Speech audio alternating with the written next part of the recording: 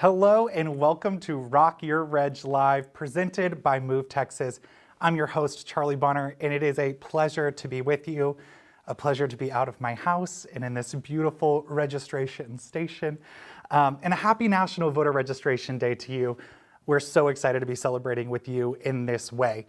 If you know anything about Move Texas, we're a nonpartisan nonprofit working to build political power for Texas's young people. That manifests itself in a lot of voter registration. As of this morning, we've registered 32,000 registered voters this year, all young people across the state of Texas. And we're fundamentally changing the electorate here in Texas, and it's something that I'm extraordinarily proud of. You're gonna hear a lot about voter registration tonight. It's everywhere. And it's gonna be musicians, politicians, activists, and me talking about why you need to get registered to vote. So why wait? We don't need to wait for hour 3 of the program for you to get registered. You can visit movetexas.org/register and check your voter registration status. If you've moved since the last time you registered or just want to check again, make sure that you do it right now. You can request a form be mailed to you or print one off right there and get it sent in before the October 5th deadline. It's going to be at the bottom of your screen all night if you forget, but don't wait a minute, do it right now. And if you have any questions about getting registered to vote or voting in general, we know it's not easy in Texas. This is one of the biggest voter suppression states in the country. They don't make it easy on you on purpose. So ask your questions. We're going to answer them live throughout the night. And if you haven't celebrated National Voter Registration Day before, where have you been? It's been going on since 2012, and on National Voter Registration Day, they've registered nearly 3 million voters all across the country and gotten them ready to vote. Now, not to brag or anything, but for the past 3 years in a row, Move Texas has held the largest National Voter Registration Day drive in the country. We're hoping to continue that trend tonight, fingers crossed, but we can't be with you on campuses today as the COVID-19 pandemic continues across Texas. So instead, we've mailed out hundreds of thousands of voter registration forms to young people across the state. And tonight, volunteers all across Texas are calling those young people and helping them walk through the process of becoming a registered voter. They're doing a phone bank right now on Zoom. If you wave to them, give them a little support in the chat. It's not an easy job, but it's never been a more important job. And so we're so grateful to all those folks. We'll be keeping track of the numbers all night. I actually can give you an update so far. We started making calls this morning at about 10 a.m. So a lot of calls have been made. Right now, we're at 51,000 calls just to start us off on this program, making my job rather easy, which I love to see. We'll be checking back in with them all night, so you want to stay tuned to these live segments. So let's hop into these critical conversations. The first one about voting rights, the youth vote, and redistricting, with Move Texas's own executive director, Drew Galloway, and the former Attorney General of the United States, Mr. Eric Holder. But before we dive into this is Rock Your Reg, so I think we should start with a little bit of music. Coming to us tonight from El Paso, representing all sorts of different genres, a real melting pot, just like El Paso. Please welcome Estero Romance.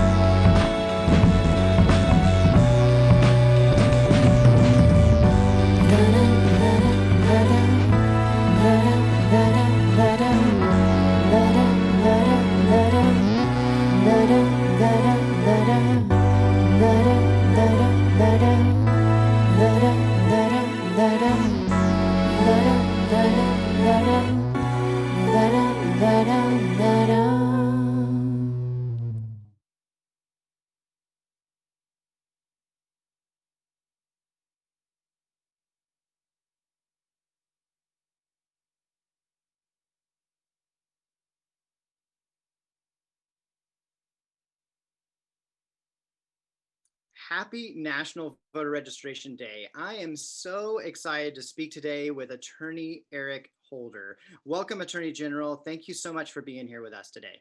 Thanks for having me. It's good to be with you. Excellent. Well, today we're celebrating National Voter Registration Day. So, in your opinion, why is it so important for young Texans to get registered to vote right now?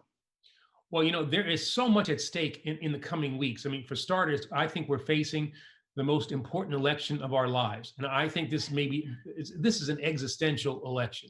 Um, we have to make sure that the nation that we love has the leaders that we need. And what happens in this election, both at the federal level and just as importantly at the state level, and that's really important, the state level. This is going to shape our politics for the next decade and beyond.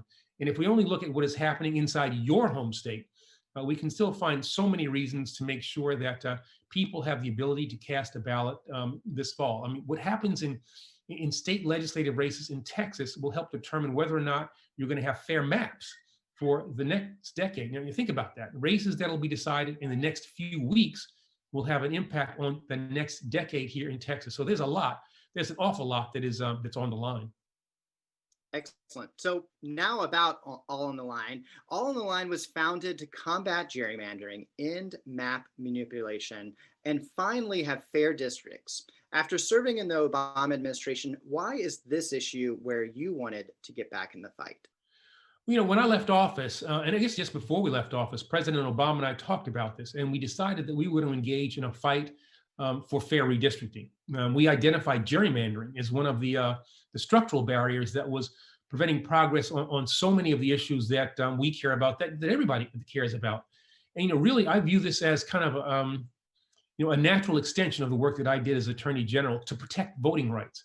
At its core, the issue of redistricting is about making sure that the people of America are deciding our fate, not the special interests, not interested politicians, but the people are deciding.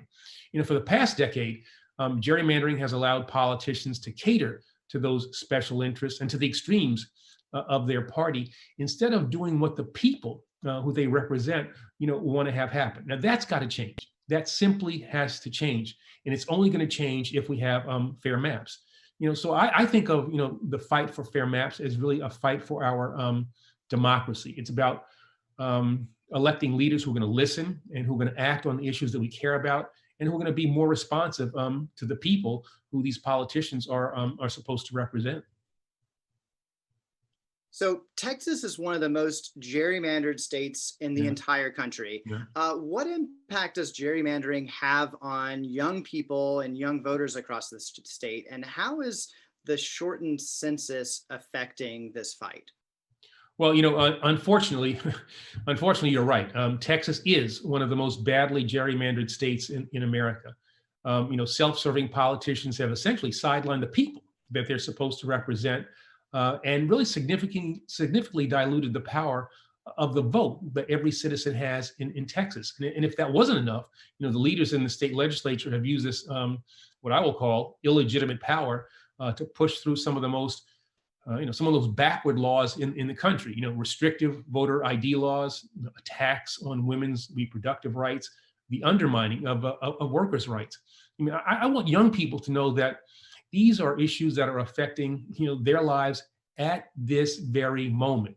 Gerrymandering absolutely has an impact on you, young people, and the things that you care about. There's no issue that it doesn't touch. If you're tired of seeing a lack of progress on a range of issues, mitigating the harmful effects of climate change, immigration reform, access to affordable health care, you can most likely find gerrymandering as the root of the problem with regard to those issues. Now, on the census, a rushed 2020 census is a major, and it's a completely unnecessary obstacle, that's standing in the way of Americans receiving proper representation. And I got to understand that the census is important. It determines, political representation in America. And if you're not counted, your community will not have the representation that you deserve.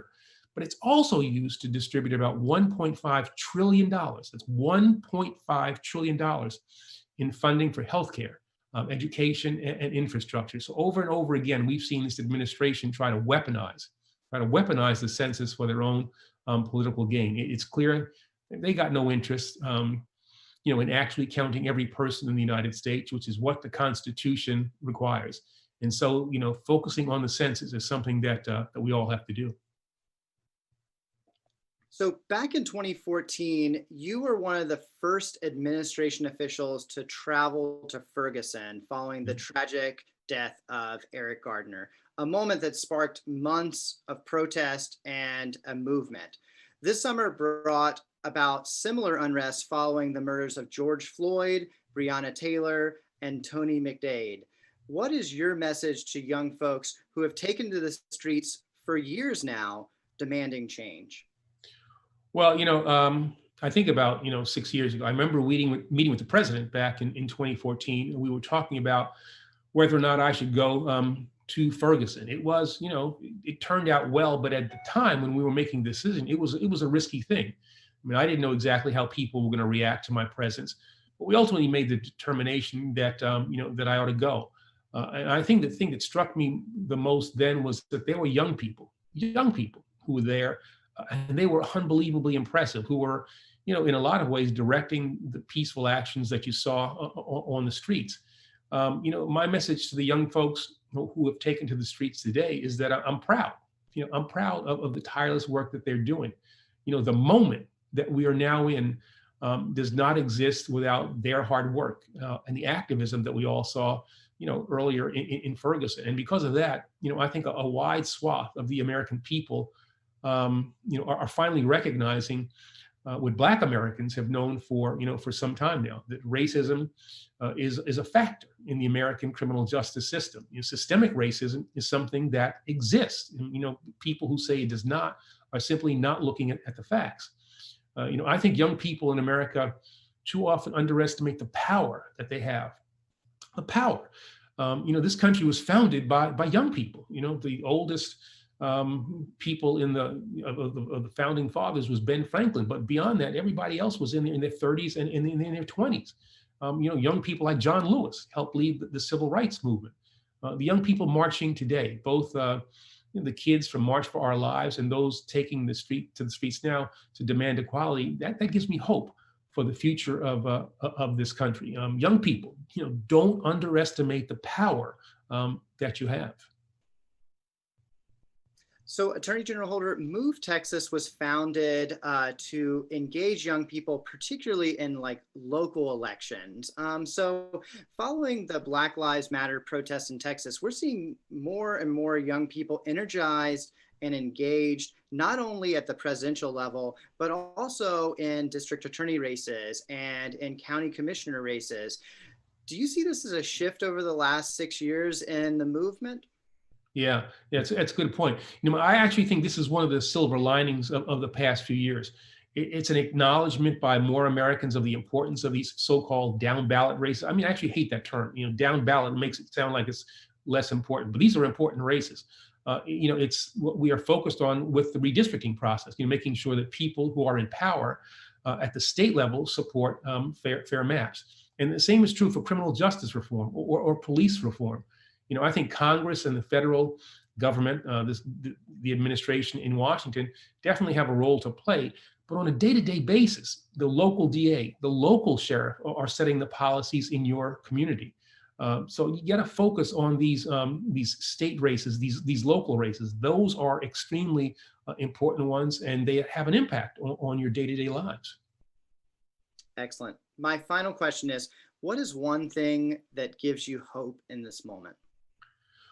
Well, I think one, what gives me hope is the tireless work, and I'd say, the bravery that we see from our young people, every single day on a whole range of issues. As Martin Luther King Jr. famously said, the arc of the moral universe is long, but it bends towards justice.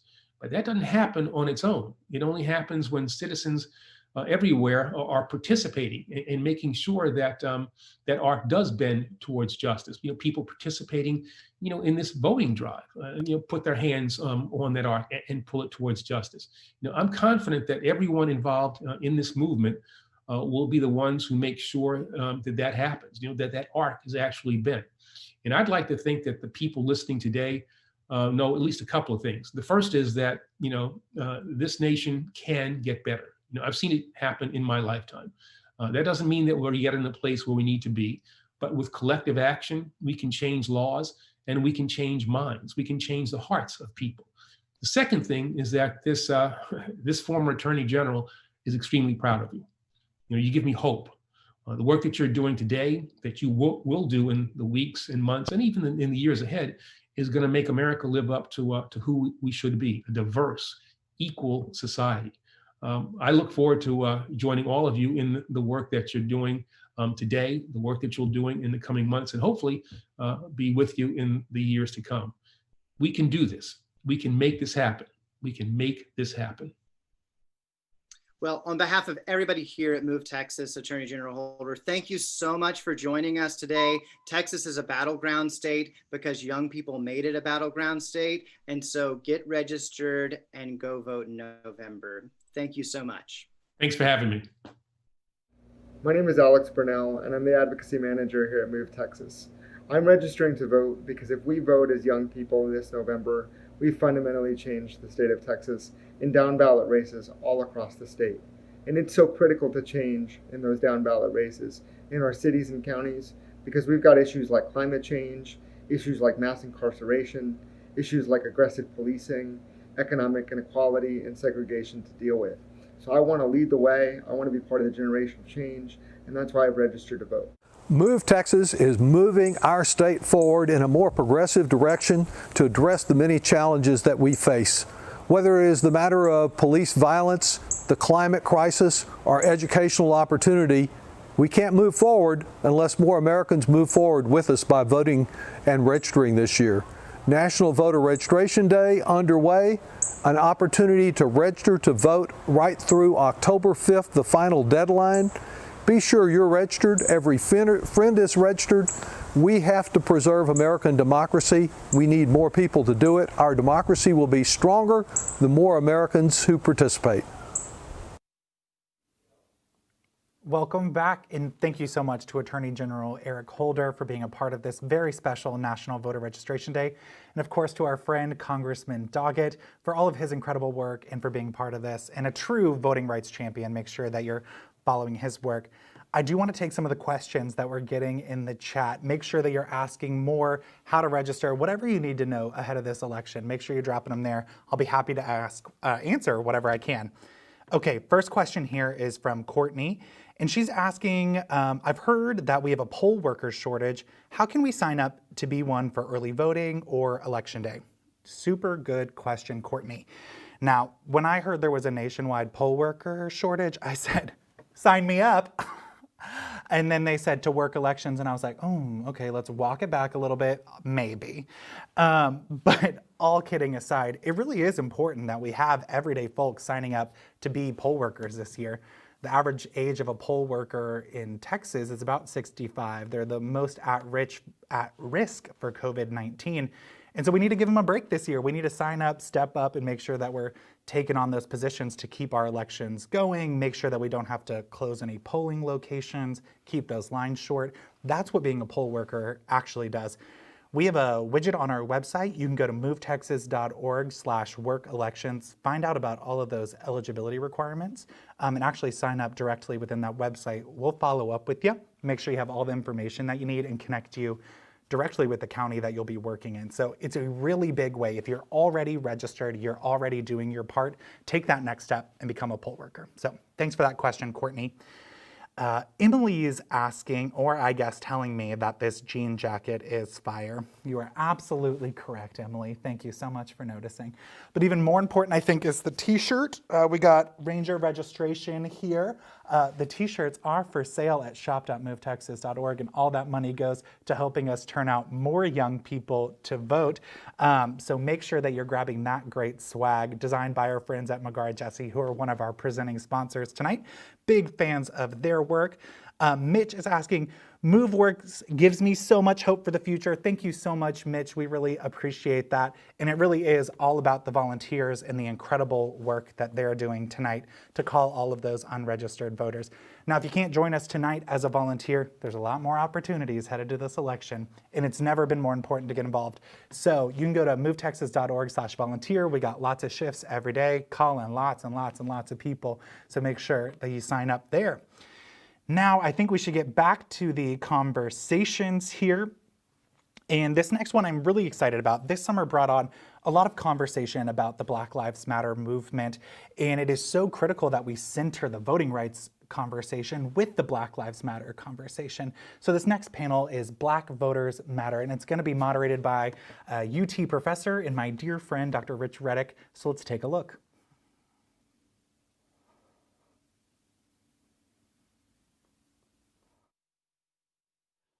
Well, welcome everybody to the Move Texas panel on Black Voters Matter. I'm Rich Reddick. I'll be moderating this. I'm a professor at UT Austin and College of Education. And I just want to really quickly go through our co-panelists. We've got Royce Brooks, Executive Director at Annie's List. We've got Chris Hollins, the Harris County Clerk, and Raven Douglas, Political Director at Move Texas. So, folks, first of all, thank you for making the time to be here. This is such an important issue, and I'm really glad that we're all able to come together and discuss this. So the first question I have is a question that is immensely important. I'd love to hear all your perspectives on this. Why is it important that young Black Texans vote in this election? Royce, you want to start us off?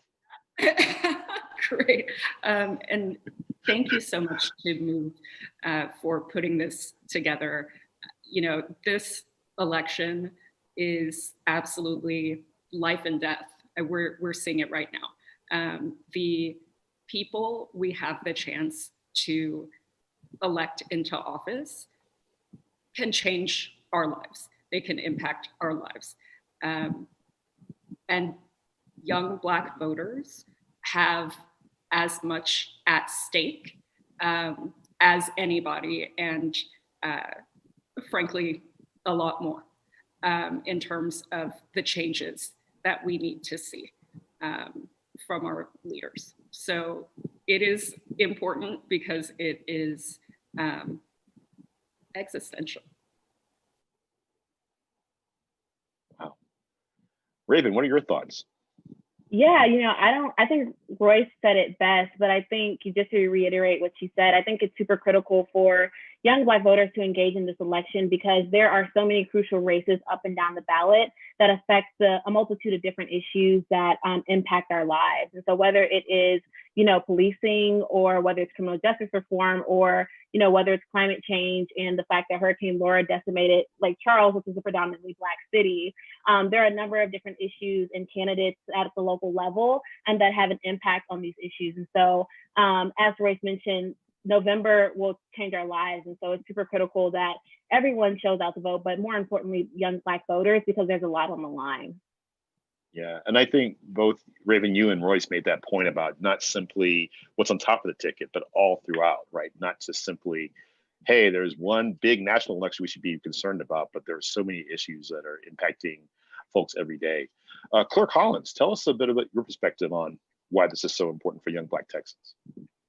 Yeah, absolutely. And, you know, I want to echo the sentiments of my sisters here, that clearly there's just so much more on the line. But I also just want to get down to brass tacks, right? And let's talk about power and how that works, right? We get to 2020, which has been tumultuous and challenging in so many ways. But, you know, the death of Brother George Floyd sparked a movement, the largest civil rights movement in history, where now for the first time, we're seeing people across society, across the board, say that Black lives matter, right? And we've known that, of course, and that's great. And no one can take away the fact that your life matters. But what I've told a couple of people, young people in particular, is that you individually can make sure that you don't count, right? And so let's talk about that, right? Your life matters, but if you don't vote, you don't count. And the politicians that are in office, we can talk about whether they're on our side, whether they're not. We can talk about whether they're intelligent, whether they have good policies or not. But I can guarantee you that all of them can count because they keep their jobs by counting votes. And they serve the people who they think can deliver for them at the ballot box. And so if you're not one of those people, and more importantly, if your entire group is not one of those people, and we know that young people and young people of color are the least likely people to cast their votes, then you're guaranteeing that you don't count. And if you want to change that, if you want the opposite to be true, if you want your leaders to take you seriously, to listen to you, and not to listen to you out of the kindness of their heart, but to listen to you because they have to, then you have to count, period. That's really well said. And I think you made the point about the accountability piece, right? So people don't have to respond or be concerned if you're not a viable voting bloc. You're not going to either show up or you're not going to advocate. So we have to make the process complete, not just the advocacy, but also the actual piece where we come to the polls and we say, I keep on saying we as if I'm a young person, youngish, and identifying, but you get what I'm trying to say. So let's talk a little bit about the current context, and let's talk about COVID-19. And that's disproportionately impacted the Black communities across the state and the country. In the state of Texas, there's been no attempt to make voting more accessible. Texas is only one of 9 states that has requirements to vote by mail. You just can't simply ask for a mail-in ballot. So what are ways that Harris County and other counties across Texas have been working to increase voter accessibility at the local level? And Clerk Hollins, this is a good place for you to tell us what's been happening down there. Absolutely. I believe, and I hope that another county or jurisdiction raises their hand to compete with us on this, but I believe that Harris County has done more in 2020 for voter access than any voting jurisdiction in the country. We've provided more ways to vote, more avenues to have your voice heard at the polls, and to do so safely and conveniently and with the peace of mind that your vote's going to be counted than anyone else. And so I'll give you a couple of examples. One, we're offering drive-through voting. Folks can come and cast their ballots without ever getting out of their vehicles, regardless of whether or not you have a disability. You have the opportunity in Harris County to vote drive-through. Extended hours. We are going to have hours on multiple days in October during the early voting period, where the polls stay open until 10 p.m. to allow for people who have work obligations and family obligations to have a fair shot to have their voice heard. And on one evening, we're going to stay open for 24 hours so that everybody, regardless of your situation, has this one opportunity to cast their votes. And we're the first jurisdiction in the country ever to do that. Well, that's amazing. The 24-hour aspect, I think, of our lives. What a novel idea. Drive-through with voting. I mean, let's get some more of that. That's incredible. Absolutely. We're going to have a record number of voting locations. From 2016 till now, in the early voting period, we're tripling the number of locations where you can cast your votes in Harris County. And of course, for the first presidential election in Harris County history, you can vote on election day from any one of our voting centers. And we're going to have over 800 of them. And again, these are drastic increases from the past. Extending the period for early voting. Of course, that's true for all Texans. We're going to have 3 weeks. But we got there by Harris County sending a letter to Governor Abbott and requesting it. And we're glad that he responded as he did in that regard. But then voting by mail. What we're attempting to do right now is send a vote by mail application along with educational materials about who qualifies to vote by mail and who doesn't, to every single voter in Harris County. Because we all know that not everybody has access to the internet. Not everybody is up to date on information. Not everybody gets the newspaper dropped on their door every morning. And so what better way to educate people on their rights, to help them to understand and decide for themselves if they are eligible to vote by mail, than by actually sharing the rules with them and then providing them with an application so that if they make that decision, they can conveniently apply on the spot. That is something that is also, first in Texas. We did this in June. We mailed to all of our seniors across Harris County, and we were happy that other counties followed suit. But now we're making the first attempt to send it to every single registered voter in Harris County. Voting by mail is the safest and the most convenient way to cast your vote, especially now as we're enduring the second wave, we may be even to the third wave now of COVID-19 throughout Texas and the South. But also something that some of us don't remember, which is before COVID was a thing, we were all concerned that this was the first year with no straight ticket voting. Lines are going to be longer across this state. And so to be able to vote from your kitchen table, to be able to vote from your sofa and place that in the mail, or come and drop it off at any one of our county clerk's offices, another first in the history of Texas, makes voting by mail safer and convenient for all, but of course those who are eligible, because Texas is one of the 7 states, I believe, that does not have universal vote by mail during the time of COVID-19.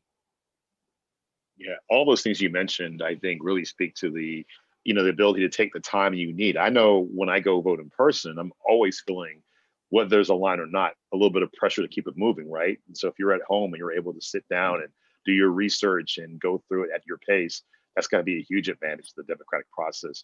So Royce, a question for you. So we're consistently seeing a lack of presidential engagement in youth communities across the country. Tufts did a poll before Super Tuesday and found out that 66% of millennial and Gen Z Texans had not heard from a presidential campaign. And just last month, the Alliance for Youth Action released a report that found that 40% of young voters in battleground states had not been contacted by the Biden campaign. How are Texas candidates connecting with young Black voters? In terms of outreach to young Black voters in particular, and young people in general, campaigns talk to people they believe will vote, right? They look at voting history. They go and talk to those folks first and often. Young people may not have any voting history, right? If it is your first eligible election cycle, you don't have that history of participating in elections that will tell the campaign experts to go talk to you, right? It is not reasonable, and it's sort of not what people think happens, right? But like there is a reason why campaigns spend so much energy and so many resources talking to so-called swing voters, right? These are people who are going to go vote and who people believe can be persuaded, right? And it leaves so many people out of the conversation. To Clerk Holland's earlier point about power, do we feel as though we lack power because we don't vote, or do we not vote because we feel we lack power? Right? It is a circular, real chicken and egg type of thing. But one thing we can do is decide to vote. Well, kind of related to that, although campaigns don't traditionally engage youth populations for the reasons you mentioned, We've seen a surge in youth voter turnout in the last couple of years. In 2018, for the first time, voters under the age of 30 voted at a higher rate than voters over the age 65. And we also saw a 300% voter turnout increase in counties like Bexar County and Hays County and Harris County. Saw record numbers of voter registration numbers. Will Black voters turn out this election? And if so, why? And how are organizations like MOVE engaging young communities of color? Raven, can you tell us a little bit about what's being done to engage this population? Yeah, I think, will young Black voters turn out? I think the easy answer is yes. I think what we have seen through the resurgence of the Black Lives Matter movement is that we saw an increase in voter turnout in the July runoff here in Texas. We saw an uptick in voter registration. With COVID happening, we saw there was a steep decline in voter registration. And then after the murder of George Floyd, we saw that increase. And so I think, this is a time where young people are looking for action. Young Black voters are looking for something to do, and they see voting as a direct correlation to finding a solution as we talk about criminal justice reform and policing. And so I think that we will see an uptick in youth voter turnout in general, but especially in Black communities. And so I think, we're really excited about that work, and we're trying to tap in to communities. And, prior to COVID, when we were out in the field, all the cities that we work in are primarily Black and brown communities. And so we're at, Texas Southern University every day, and the University of Texas at San Antonio, which is a Hispanic serving institution. And we're in those communities. We empower young people to show up in their communities every day and engage other young people. But during COVID, we've just had to, we haven't stopped the work that we've been doing. We just have to get more innovative in the way that we've done it. And so prior to the voter registration deadline, we are working to register. We have sent a voter registration application to over 400,000 young people under the age of 30 here in Texas. And we are also committing to calling every single one of those voters, potential voters. And so we are working with volunteers and young people and organizations like MOVE across the state to ensure that we can reach those people. And then after the voter registration day, we'll work to turn them out. And so we're really excited about this new program. And, I think that COVID has presented some hurdles, but we know that there are solutions to them. And so we're just trying to work through those new ideas. That's so good to hear, Raven. And, as a professor, I have to always bring it back to like, how much do we actually know? So the fact that Netflix has 13th, the documentary available to watch on YouTube, you can really understand there's a history of suppression and just trying to keep people from getting to the polls. So I think what you're doing is really commendable, because you're really taking it directly to the youth and being where they're at. And of course, just the peer impact, right? Having somebody your age telling you should do this is way more effective than somebody on TV telling you to do something, right? So as we kind of sign off, as a last part of this, question I have for you all is, what is one thing you want young Black voters to walk away with after watching this panel? And I'll take the moderator sort of piece and just sort of talk about the importance of history, right? Understanding that there's been a history of voter suppression in this country that is not recent. It's something that's been around for a long period of time. So knowing your history and knowing that these are longstanding efforts, things like poll taxes, and they all come to the present day where we have maybe more subtle approaches, but nevertheless approaches that keep people away from having access to the vote. So just in knowing the importance of your historical pieces and really making sure you're, I guess, honoring the fact that folks fought really hard for this opportunity for everybody to vote, to make sure you exercise that opportunity. So that's my point. Raven, do you want to be the one to start and give us your last thing for young Black voters to know?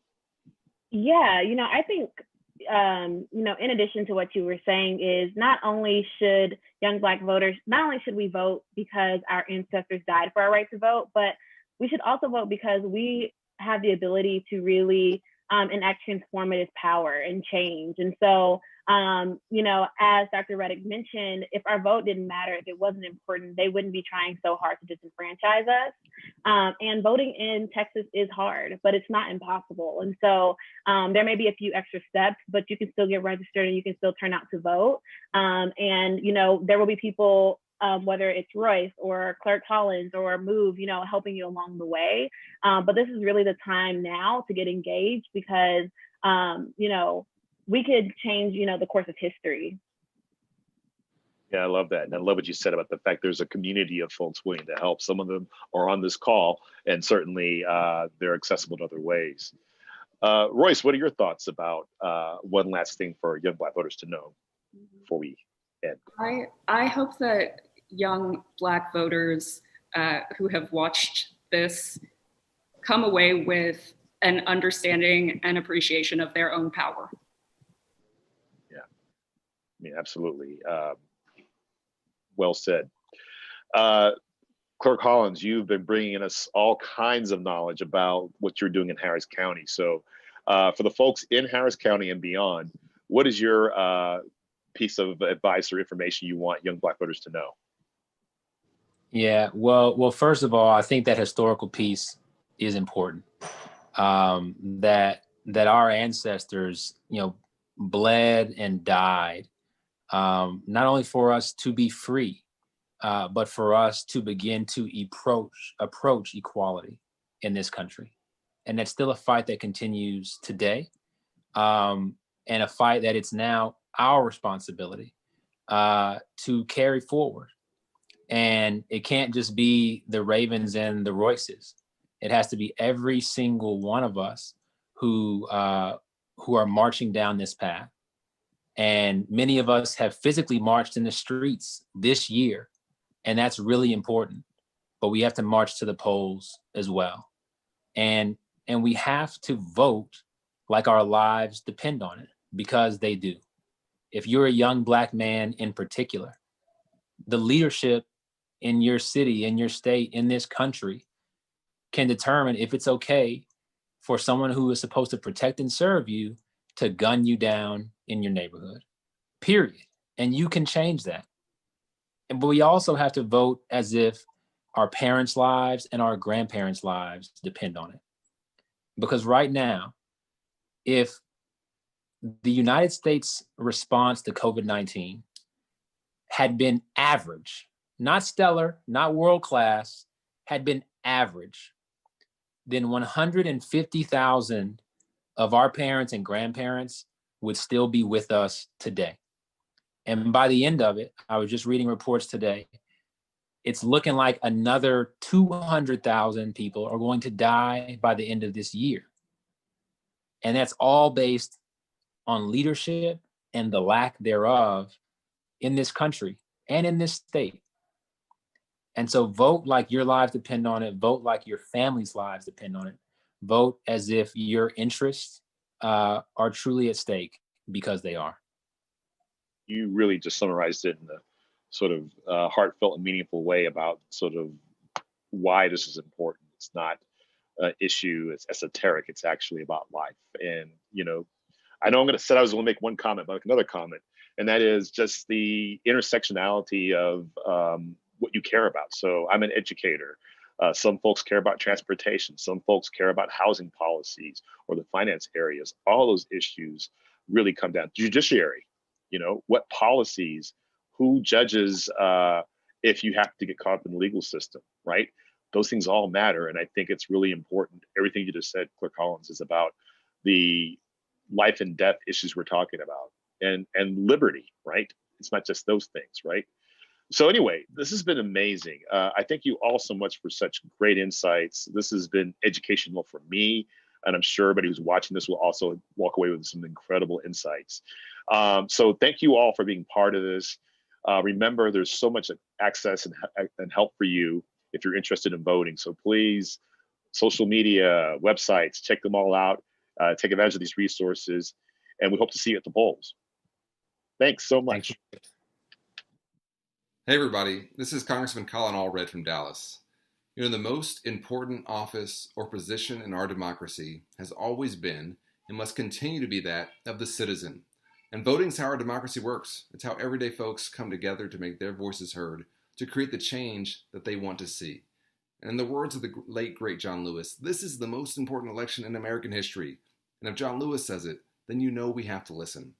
So regardless of what issues are important to you, or if you plan to vote early or on election day, you have to make sure that you have a plan and that you vote in this election. And the first step is checking your voter registration. You know, young people are leading the most critical conversations in our country, and I am inspired by you every single day. I ran for Congress to ensure that everyone could chase their version of the American dream, and that certainly means ensuring that everyone's voice is heard, especially yours. So register to vote today, and after you do that, ask your friends and family if they're registered, and make a plan together and go vote. Our democracy is not a spectator sport. It needs your voice and your vote to work. Let's do it together. Thanks so much.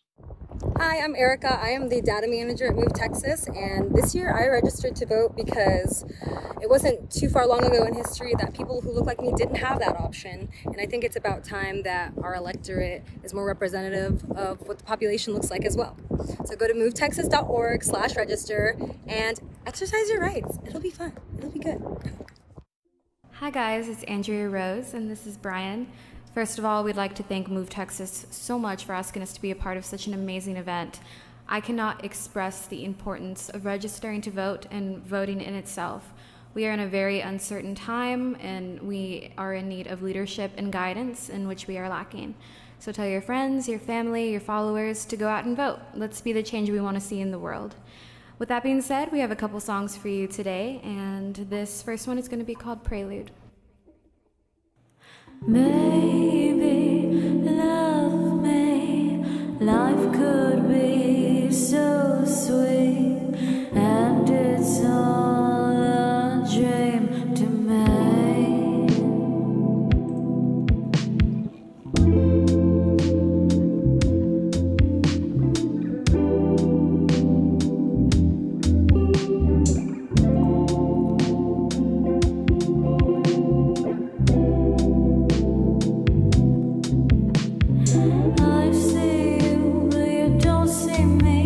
It's obvious when everybody comes out on the scene.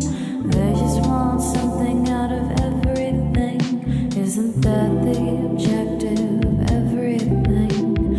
And I just wish you would see the truth. Not everybody is out there to get you.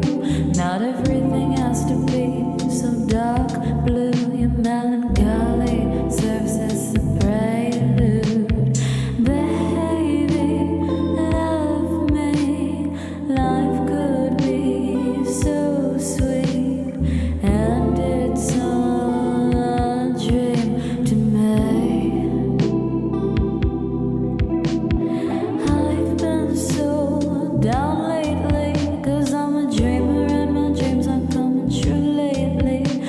Don't matter, I can still feel that magic.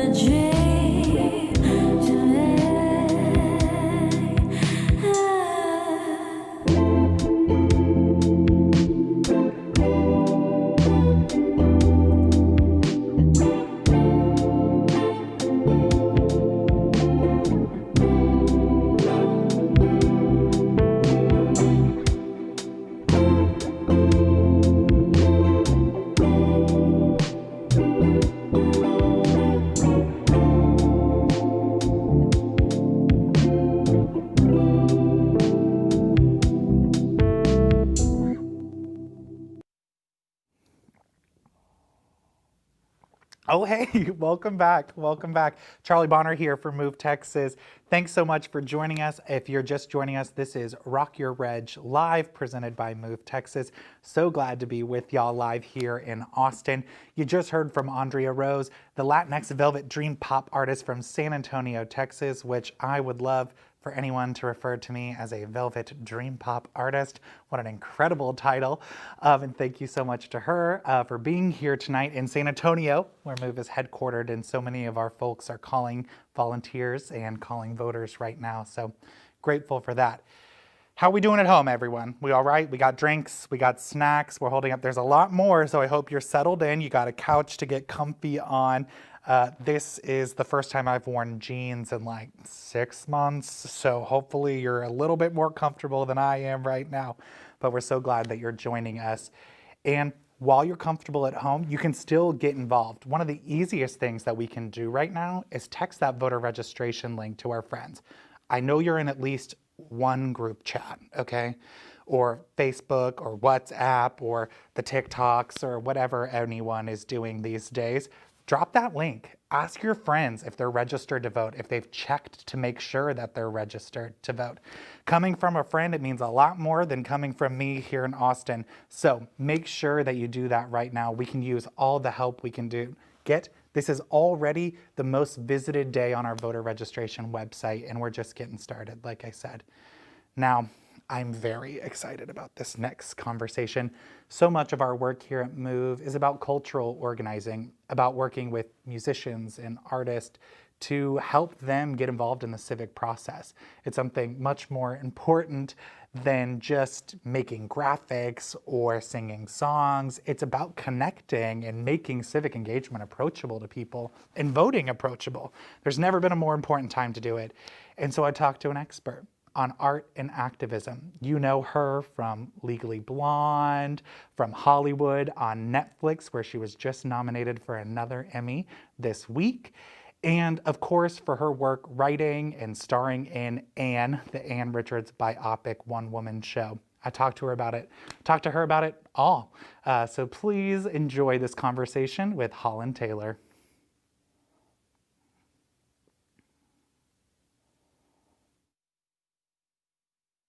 Ms. Holland Taylor, thank you so much for being here today, and happy National Voter Registration Day. Well, it is an important day. It's never been more important than right now. I know people say that every election season, but this time it's true, baby.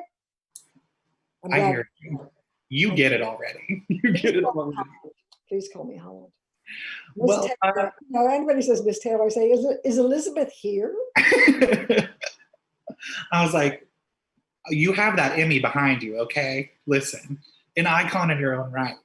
But I wanted to have you here today, an honorary Texan on this day, but so much of what we're doing is helping to elevate artists and young activists across the state to work together to turn people out to register to vote. I think nobody better has used their platform and the projects that they've been a part of to really advance activism and advance causes. So I'm really excited to dig in with you today. And we can start with Anne, I think. Where better to start for Texas? Start and end. The beginning and end of it all. But I guess and the omega of Texas. Why were you drawn to that project? You wrote, starred in the one-woman show about Anne Richards. Why Anne? Well, you say, why was I drawn to that project? There was no project. There was something that got born out of my, actually my grief that she died so unexpectedly. I had met her once with Liz Smith. I'd had lunch with her, probably about when she was about 70 or 71 or so. And that's not why I did this. I mean, I happen to have personal experience of her. And but she was a real hero for me. I remember her election. I remember how astonished I was. I hadn't followed Texas politics, but I certainly followed that race. I kind of couldn't believe it. And then just the glory of her inauguration and how exciting it was to have this extraordinary woman in Texas. And she was followed quite a lot in national press. She made a ripple wherever she went. And then, of course, in her years, the decade after she was governor was where she really became an international icon, recognized. We see that flock of white hair in Tiananmen Square, and there'd be a mob around her in minutes, which was actually true. And she just was really important person in my universe, much more important than I knew, such that when she died, and I knew she had been unwell, but it just seemed to happen so quickly, and she had just turned 73, and so, which is very young in these days to die. And I could not deal with a world that did not have her in it. And that made me realize how much she mattered to me, in the sense of, if she was around to comment and to cheer us on, because she did find everything funny in the end and had such a marvelous positive sense of humor, and some Black humor in her as well, gallows humor. I just couldn't stand it, and I stayed mournful for a naturally long period of time. And when you feel those great feelings, most of us want to do something with it. I mean, everybody is creative in some degree or other. We want to do something with the feelings. And I, as an actor, thought, well, I sort of was of the right age then. That was in my 60s then. I thought I could play her. I think I could play her. And then I was musing on all the possibilities. And one day I was driving to work, and I wondered why I hadn't really taken action. I hadn't called some producer friends who also knew her and loved her, like George Clooney and Norman Lear. Why hadn't I called them to say, let's do something? And I suddenly realized, because it's a live play, because she's theater. She loved the theater, but mainly she is someone best depicted in the theater, the live contact with the audience, which was the kind of magic she had, lightning in a bottle. And I thought, if I could be like her, if I could really create her like a hologram, the inspiration, some of it anyway, would come right along with it, I thought. And I quickly was galvanized by this notion that became like a real mission. And I'm not a spiritual person particularly. I'm not woo. I don't, I've had a really very earthbound kind of life. I've had a lot of luck in my career, but a lot of it's been just, elbow grease and dedication and persistence. So that I would do this extraordinary thing, which is extraordinary accomplishment by any measure. I researched it for 3 years, and I researched it at a very high level. I mean, through good fortune and good connections, starting with Liz Smith, and who got me to Cecile Richards, who was a friend, and Ann Richards had been a very close friend of Liz's. So I was introduced to the family, and then to the important people around Anne as governor, who were also her best friends. Yeah. I mean, certainly many of the men and women in her administration were friends, personal friends, as well as political friends, long before she ever ran for office at all. Yeah. She didn't do that till she was in her 40s. So I suddenly found myself able to be in contact with anybody who was important in her world. Mm-hmm. And I did it. And I went to Texas many times. I traveled to other places too, to New York, to Vancouver Island, to see, to Salt Springs Island, to see Jane Hickey, who was her great consigliere, and to Washington to see Jennifer Treat, other places to see people like Kathy Bonner, and to Dallas, off my beaten path in Texas and Austin. I went to Dallas to meet with Mary Beth Rogers, who also then traveled to Santa Fe to stay with me, and Claire Korioth, who was her greatest old friend, also the head of the insurance board. So I spent a tremendous amount of time with the people who were her people. Mm-hmm. There's no way that can top that, for getting to know someone, as well as my access to the archive and to a great deal of film on her. I probably have 300 hours of film on her. So I spent 3 years in a deep dive, a really deep dive, where I got to know her persona, which is what I was always in search of. This is not a biography, although there's a lot of interesting stuff in it that did happen. But I was in search of who she was. Because as I often say to people, it's not what she said, it's not what she did, it's who she was. Mhm. Who she was that stayed with people forever. One last question about Anne before we hop into some other topics, but do you have a favorite Anne Richards quote that you picked up along the way? No, none of her, there's only a few lines in the play that are actually quotes from her. People, because of how some other, like for instance, Mark Twain Tonight is all, it's literature. Mark Twain was a writer. It's all his writing that Hal Holbrook developed. This is written by me because I knew enough about her, learned enough about her that I believed I could accurately create her. So a few quotes from her in the play, but certainly none of the buzz quotes that she's famous for because they had no place in this play. But she was not as good as her one-liners and her jokes were.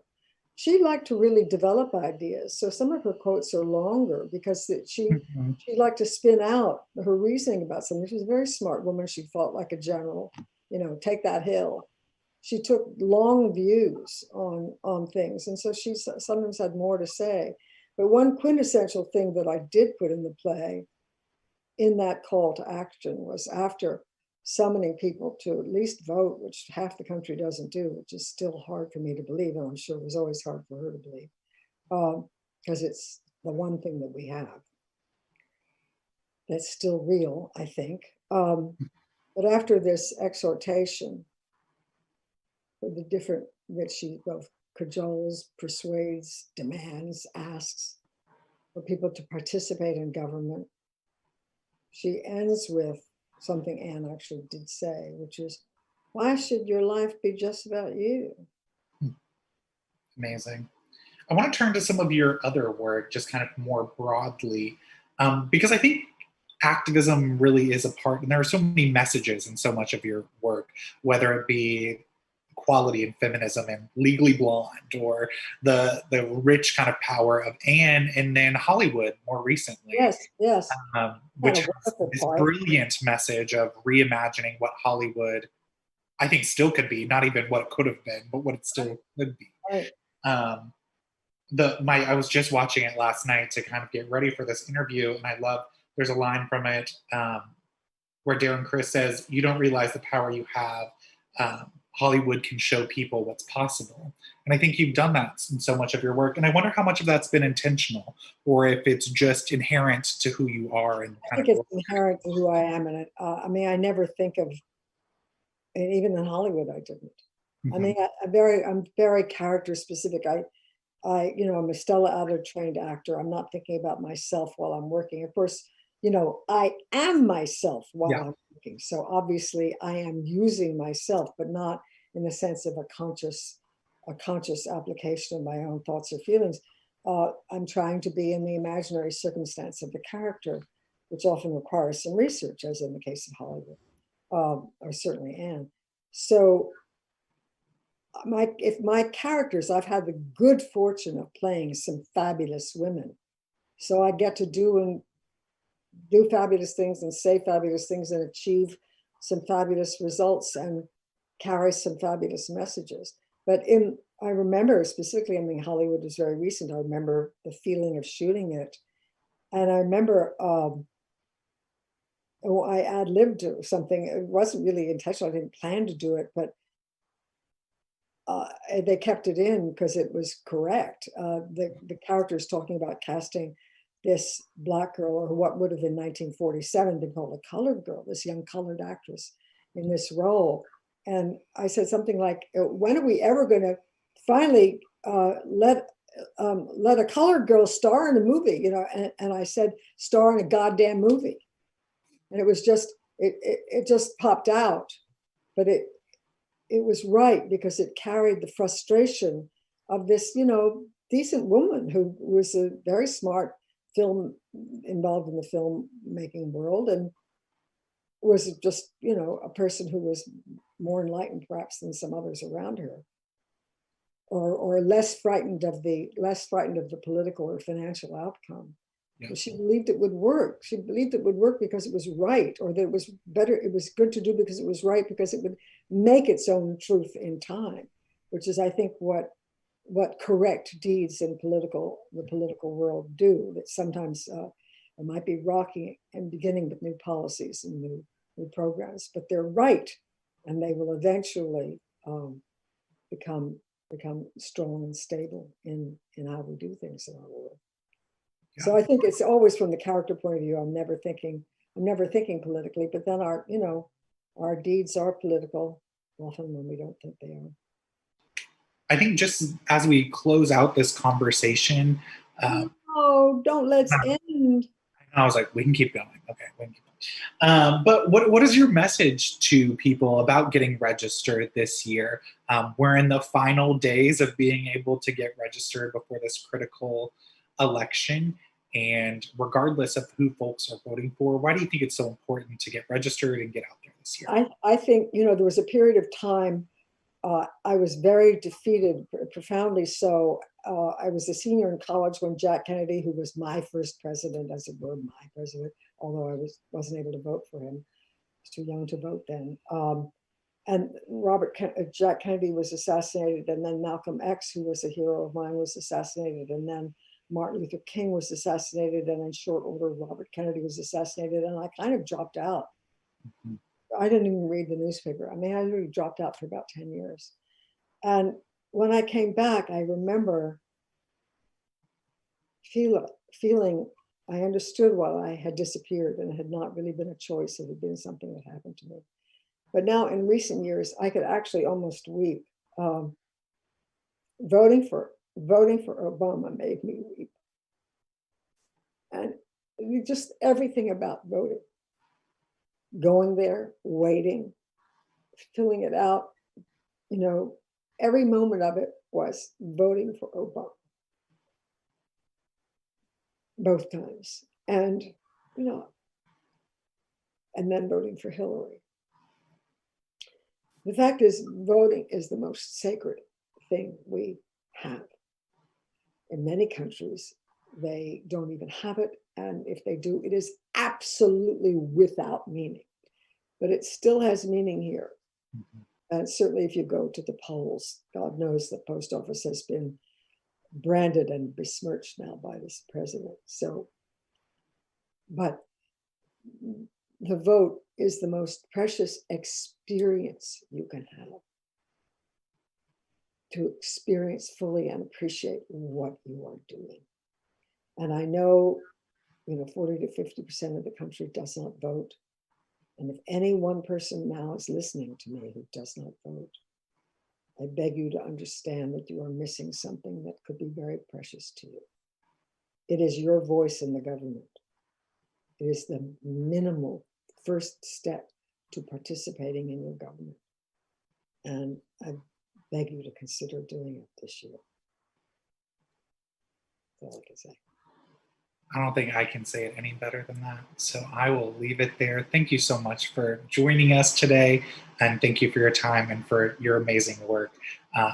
Such a big fan. So thank you so much. Thank you very much. I've enjoyed it very much, Charlie.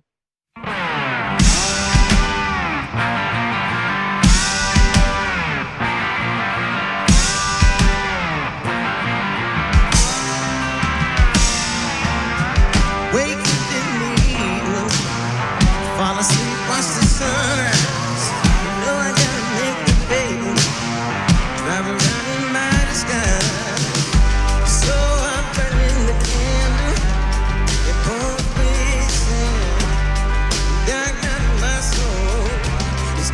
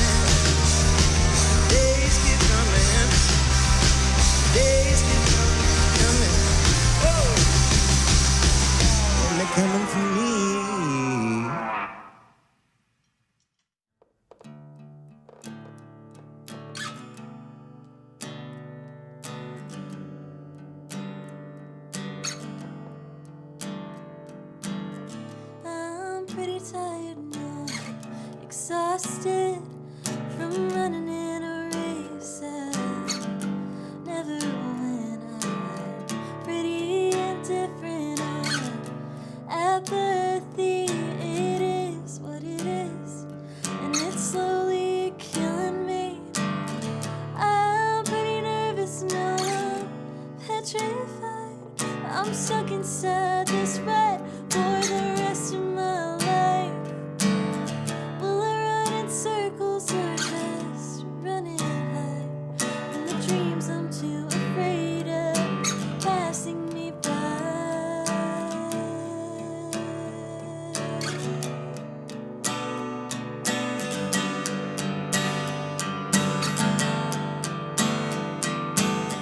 I'm pretty lost, yes, I'm gone astray from the things I once believed in. God, how'd I get this way? I'm pretty miserable now. So are you. Will I and say we're fine, 'cause it's the polite thing to do. I'm pretty scared, no, I'm terrified. But this is it, there's nothing more to this pretty little life. I'll graduate and find a job until it turns part-time. Then I'll crank out pretty babies, be a pretty little wife.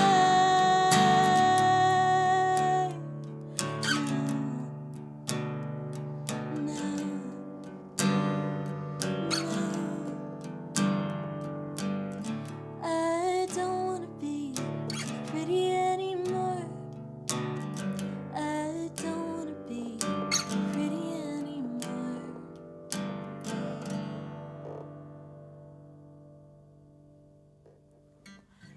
Hey guys, my name is Lainey Gonzalez. I'm an Austin singer-songwriter and also a registered voter.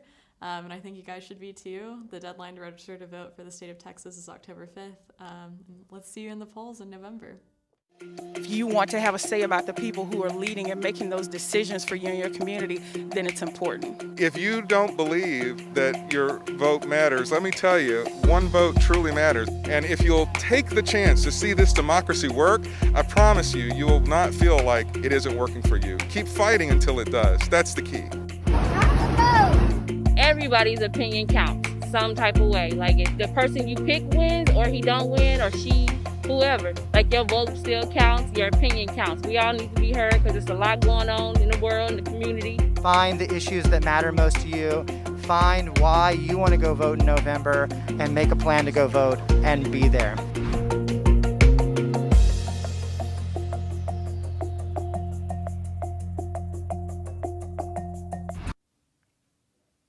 Welcome back. Welcome back. How amazing that was for me. And thanks so much to Zach Persons and Lady Gonzalez. We're going to be hearing more from them in just a little bit. And you also saw a little bit of a clip from the Spurs, the San Antonio Spurs. We have a unique partnership with them here at Move Texas and started a first of its kind drive-through voter registration event with them last week where we registered more than 300 people in just a couple of hours. So super proud of that really innovative event. And before we go any further, I'm getting an update, a numbers update from our volunteer line. During that last conversation, we passed the 60,000 mark. We've called 60,000 unregistered voters. Thank you, Ranger Registration, the best mascot that anybody has ever had. We're super excited and there's a lot more calls to make, so make sure that you stay tuned, and we're really grateful for all those volunteers still on the line. I also want to take a quick minute here and just thank some of our sponsors. I could not do this event alone. Move could not do this event alone. A lot of folks helped us out, and we are so grateful to them. Shock the Vote ATX has been incredible. The C-Spence group, Rock the Vote, for their incredible support and everything they do year-round. Megara Jesse, what a partnership we have with them that I am so grateful for. They designed all the beautiful things that you see around the set. Panacea Collective has all this furniture that I'm sitting on. We love them so much. The House of Blues Music Forward Foundation for connecting us with some really brilliant artists. And of course, my host here tonight at Originator Studios, Y'all are the absolute best in making this look like a world-class production. So I'm so grateful to all of our sponsors and our partners in this fight, and there are so many more, and I thank all of you. So next is a really important conversation for me. When I think about why I'm registered to vote as a young gay guy in Texas, I often don't see myself reflected in our legislature or in Congress. And I think it's really important that the image we have of Texas is not just tumbleweeds and cowboy boots, even if I look great in these cowboy boots. But this is a rich, diverse state, and we need to really celebrate that. So this next panel is on LGBTQIA voters, and I'm so grateful for all the activists that joined us for this. It's helmed by journalist James Russell, so let's take a look.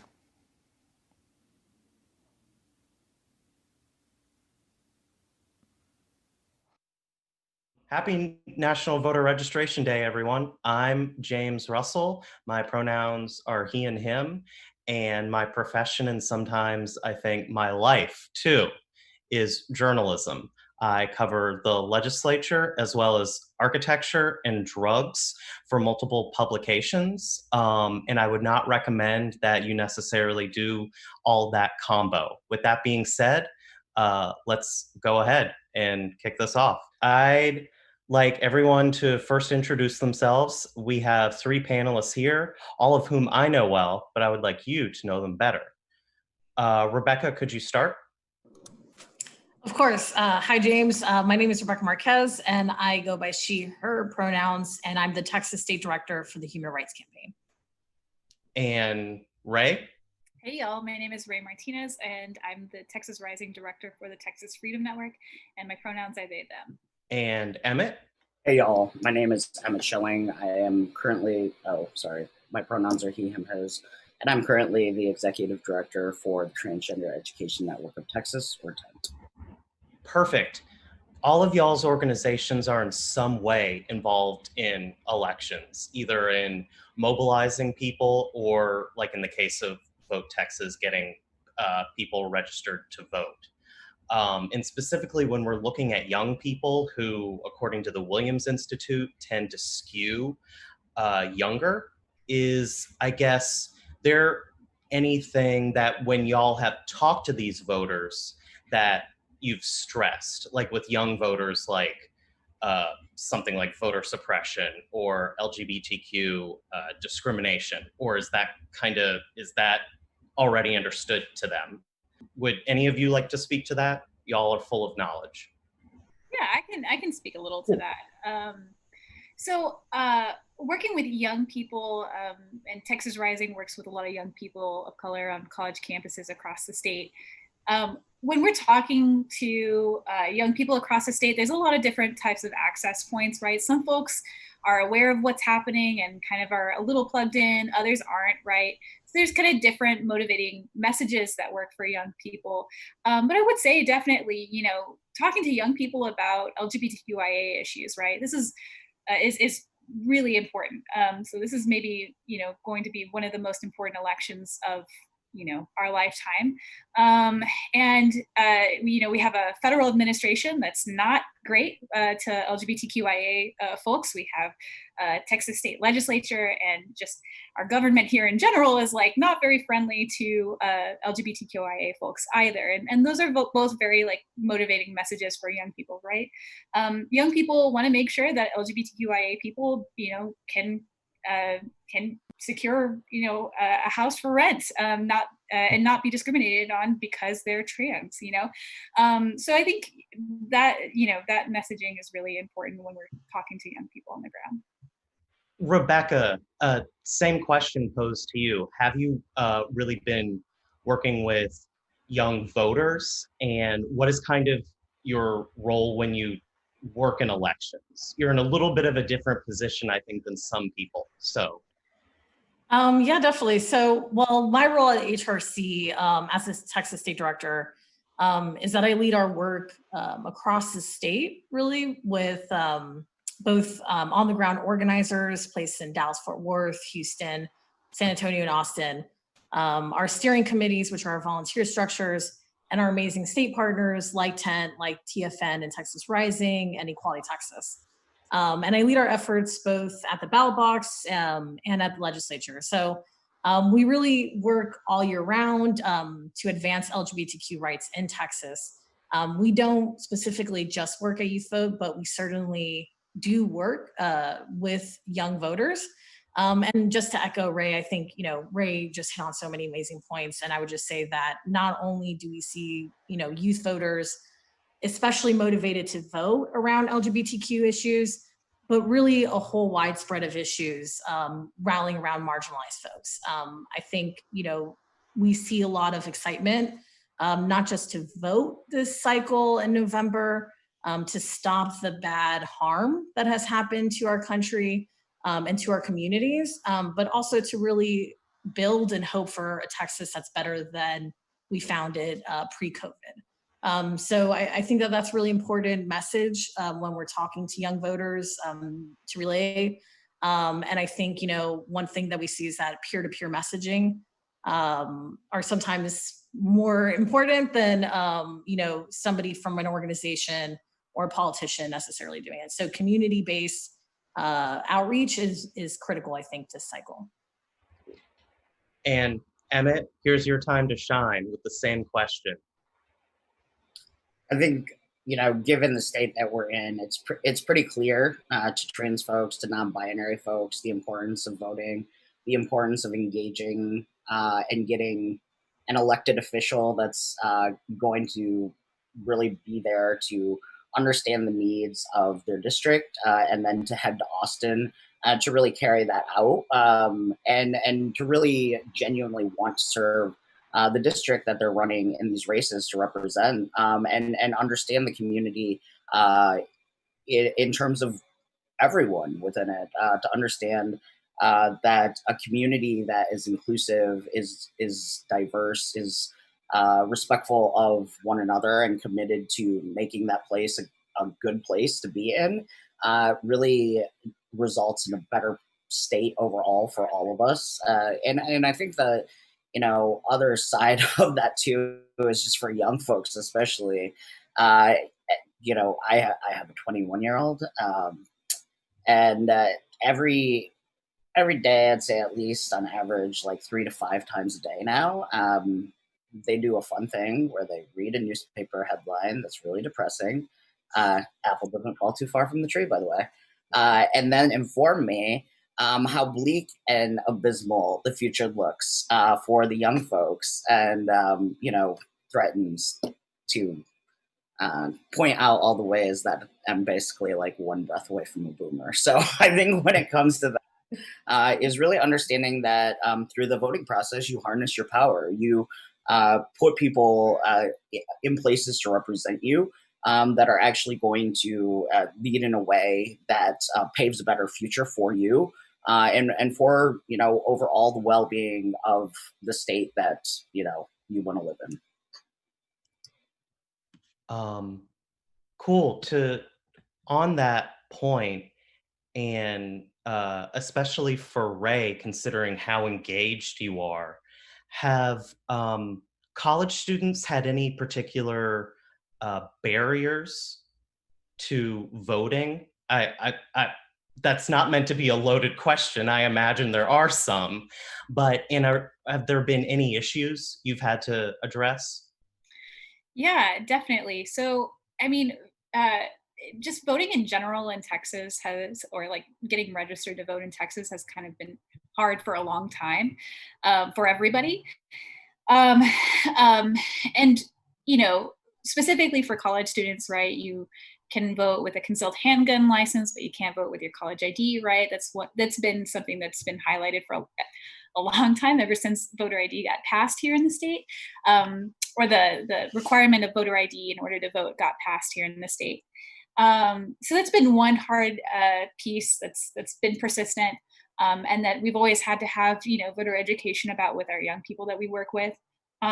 Another thing that's been kind of like exacerbated by COVID-19 is the fact that the Texas State Legislature passed House Bill 1888 in the last legislative session, which removed the capacity for counties to have temporary polling locations And so we've seen that effect close down a polling location at UTRGV Brownsville's campus and at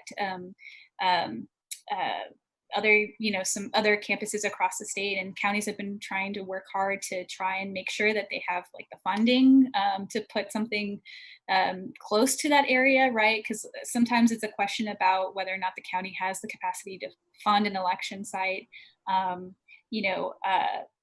There's, we've seen COVID-19 exacerbate buildings that, or rooms that, college students have typically voted in. So like in Hayes County, they did close the LBJ, the student center where students have voted for a very long time at Texas State. This has happened because the administration at that school needs that space in order to be socially distant. And so there's going to be another space that's not typically a polling location and is further away from the center of the student body at Texas State. So yeah, I mean, COVID has exacerbated a lot of barriers that already existed for young people to vote. Yeah, with Emmett too, have you received any word, for lack of a better term, gossip, rumors about anybody particularly facing barriers to voting within the trans or gender non-binary community, especially with how strict voter ID laws are in Texas? The reality, I think, of why ID laws really, where there's requirements, where showing an ID, that don't just pertain to voting, right? Our areas of sort of unfortunate cases, and a lot of times for trans folks. In particular, where we're talking about voting, historically, the cases where we have heard and hearing the different sort of scenarios and how those played out. And one of the things that, is interesting to me is what we tell trans folks, non-binary folks in the state is actually to go prepared above and beyond, because the quicker that you can have your paperwork, the quicker that you can lay that out and sort of prevent whatever interaction is happening is really going to sort of be a harm reduction sort of component to that. If you can come over prepared and know exactly what your rights are, know exactly why you have extra documentation. And again, I really want to stress, it is not fair, it is not right. But when we talk about this, how do you engage the voting process and also encourage trans folks, non-binary folks to do it with harm reduction in mind? Because at the end of the day, where this, overall gets tricky is it comes down to the single poll worker that you're having that interaction with. So whatever that bias is or is not, or whatever that interaction is in that moment is going to be make or break if a trans person is going to be able to vote or is going to be basically disenfranchised from exercising their right to vote. And also when we look into what does it look like when somebody starts a pattern of voting, what does it look like when somebody literally physically leaves the polls? What is the likelihood for voting to become a component that is a priority for somebody to exercise within that system? And so really examining what does that look like, but also,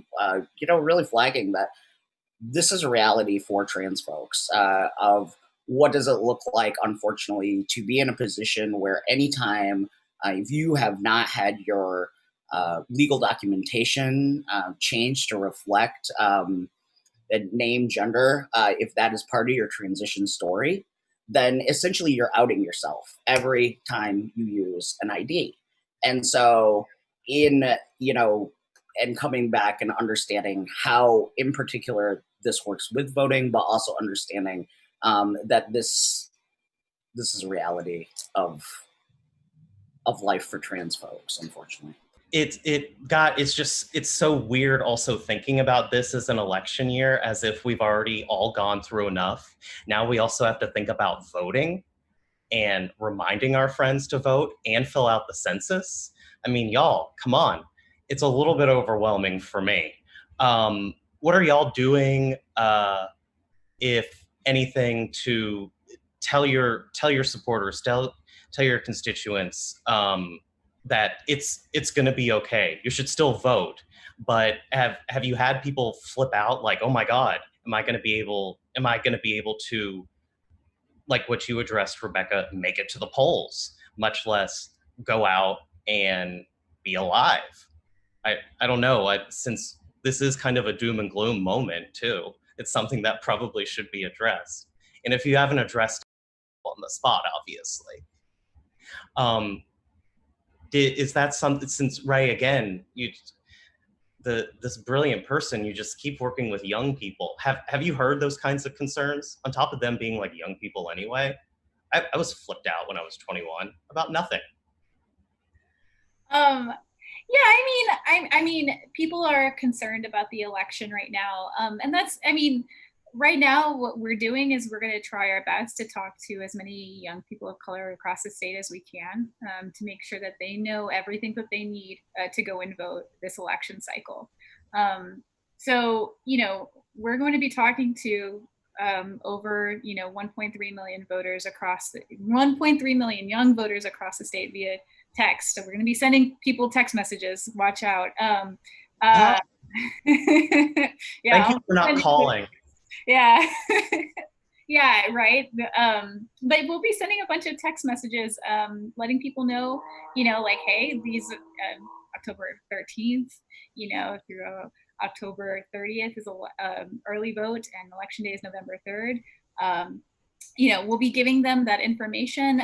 We'll be talking to them about voter ID. We'll be making a plan with them, which is really fun, So yeah, I mean, we're just going to try and make sure that young people of color are as prepared as they can be for election time, and we'll be walking them through that process. So I think it'll be okay. I think young people will take that and will run with it. I'm trusting young people this year, so. I would just like to thank Move Texas and Charlie, and as well as our guests, for delaying Emmett and I going to Luby's for our Blue Plate special. But of course, we are deeply engaged in the electoral process, and as someone who also covers it, I get great joy in seeing tons of people standing around in a line, or hopefully this year, just voting by mail. I'd like to thank everyone for joining us. Y'all are amazing. And Emmett, even though we're a couple of hours from each other, I'll see you at Luby's in Austin at like 10 a.m. 4 a.m. 4 a.m. Well, okay. Rebecca, Ray, well, I'll be there. Thanks, y'all. Hello, my fellow Texans. I am so excited to be talking to you about one of my favorite things, registering to vote. So many people have fought for the right to vote, and there's too much at stake for us not to get out and exercise our constitutional duty. Please register to vote, and then double and triple check your voter registration status. I don't know about you, but I was raised here in Texas to believe that if any state can do something, Texas can do it better. And yet we're one of only 6 states who haven't offered no excuse vote by mail this election. Elected officials who don't want more people to vote are afraid of being held accountable for their failures, but they should know better. That when you try to intimidate a Texan out of doing something, it only makes us more determined to do it. So tonight, I'm asking each and every one of you to register to vote, keep taking the time to get involved with a campaign or a cause that's important to you, and to please have conversations with your families and neighbors. Make sure that they know that November 3rd is Election Day. The whole world is watching what's happening here in Texas and waiting to see in which direction this country will go. Your voice and your power to vote gives you the power not just to help out our state, but to change the world. Hello, my name is Mateo. I am a field organizer for Denton and Tarrant County with Move Texas. For me, voting is about choosing my opponent. The person in office is who I have to communicate with as I advocate for my community. I can't always vote for someone I completely support, but I can vote for someone who is willing to work with the community to listen to our ideas and concerns about how to make things better. Your vote is especially powerful in local elections, state elections, county elections. The further down the ballot you go, the more immediate effect your vote has on your day-to-day life. So please vote, please ask your friends to vote, and do your best to fill out an informed ballot.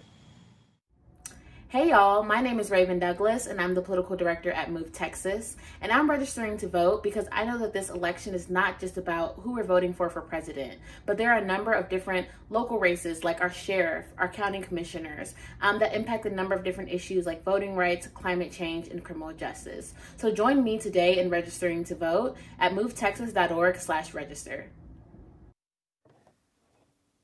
Welcome back, welcome back. If you're just joining us, I'm Charlie Bonner. This is Rock Your Reg Live, presented by Move Texas, and today is National Voter Registration Day. You've seen a lot of videos of folks talking about why they're getting registered this year. If you have a video you'd like to make yourself, we'd love to see it. Send it in, tweet it at us, post it on Facebook. I'd love to hear why you're getting registered to vote this year. I'm going to take a couple of questions before we head into some more music. So make sure you're asking your questions in the comments, tweeting them at us. We want to make sure that you're going into this election vote ready. Don't leave this night with any questions about how to get involved. First question tonight is from Letty, and she asked, where can you find out who's on the ballot? That's a really good question. And you know, it's one of the reasons we see a lot of people don't get involved. They don't feel like they know enough or any of those sorts of things. I normally use Vote 411, which is run by our partners at the League of Women Voters. You just put in your address there and it'll pull up your whole ballot. And you can either print it off, which I think is a really good option, or make yourself a little cheat sheet. In Texas, you can't actually bring in your phone with you. They might gripe at you if you do, or if you take any selfies. So good to write those down on paper. But yeah, Vote 411 is a great resource. We'll have more stuff on the Move Texas website in the coming days, so make sure you're checking back with us as well.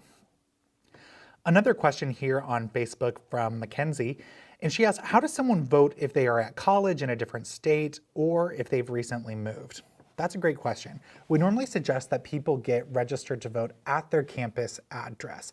It makes it the easiest so you can vote in person. A lot of colleges now have polling places on campus, so it makes it even easier, and you can kind of avoid that vote by mail situation, which can be difficult, as I don't even know where a post office is or how much stamps cost.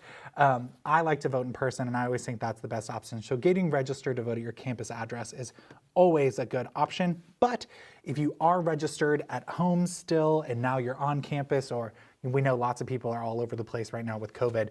So request a vote by mail application. If you're out of the county that you're registered in, you can definitely still request a vote by mail application. Thanks for that question, Mackenzie. And Sonia asked, a lot of people say young people don't vote. Is that true, and how do we fix it? Sonia, great question. If I took a shot every time someone said that young people don't vote, I would not be able to host this program.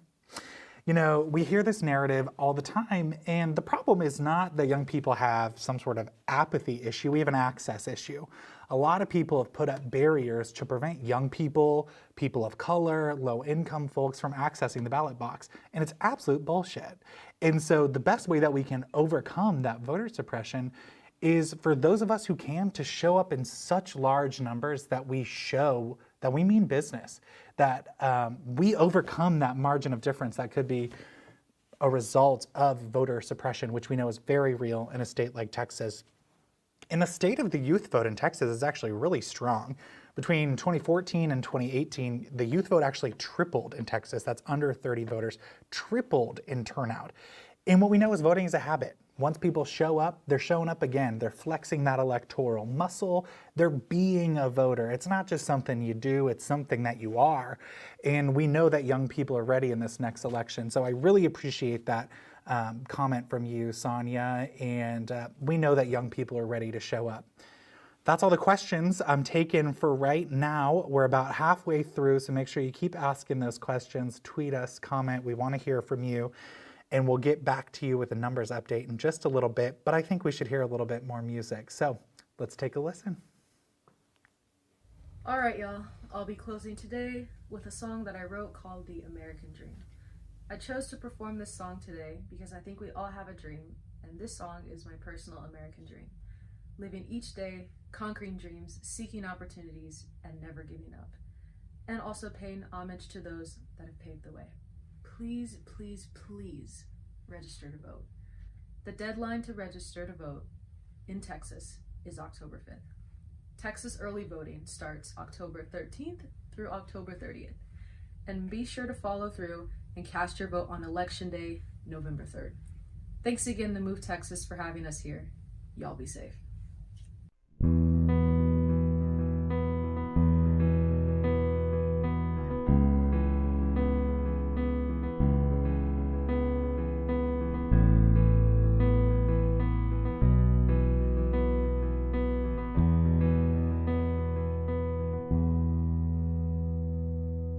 Sun's gone down, another wasted day.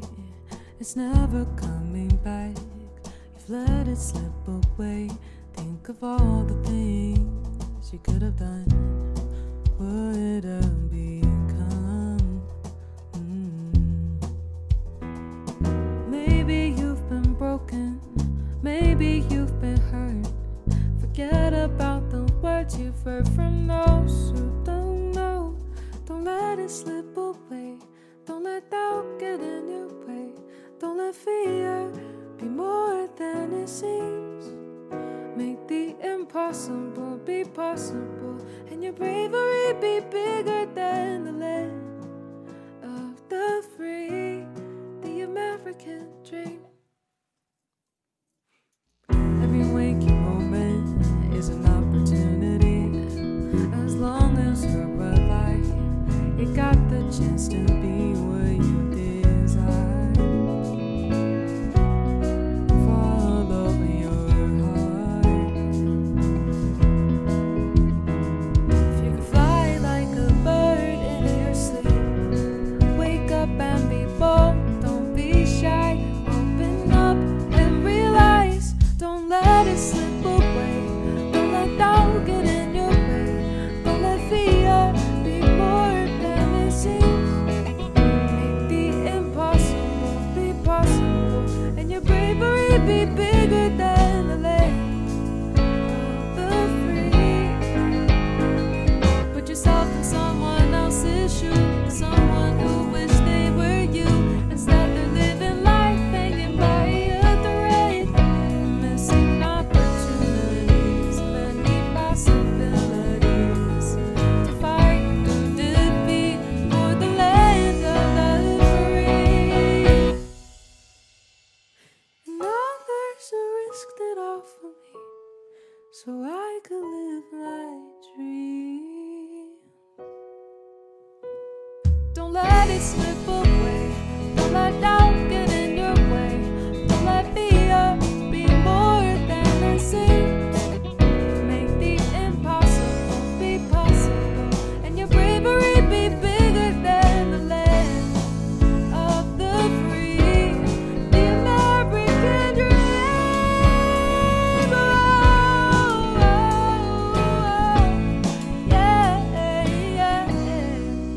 Make the impossible be possible, and your bravery be bigger than the land of the free, the American dream.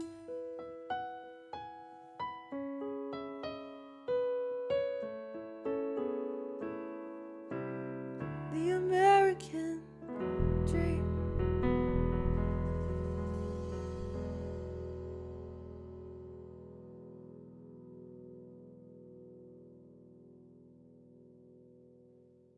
Happy National Voter Registration Day.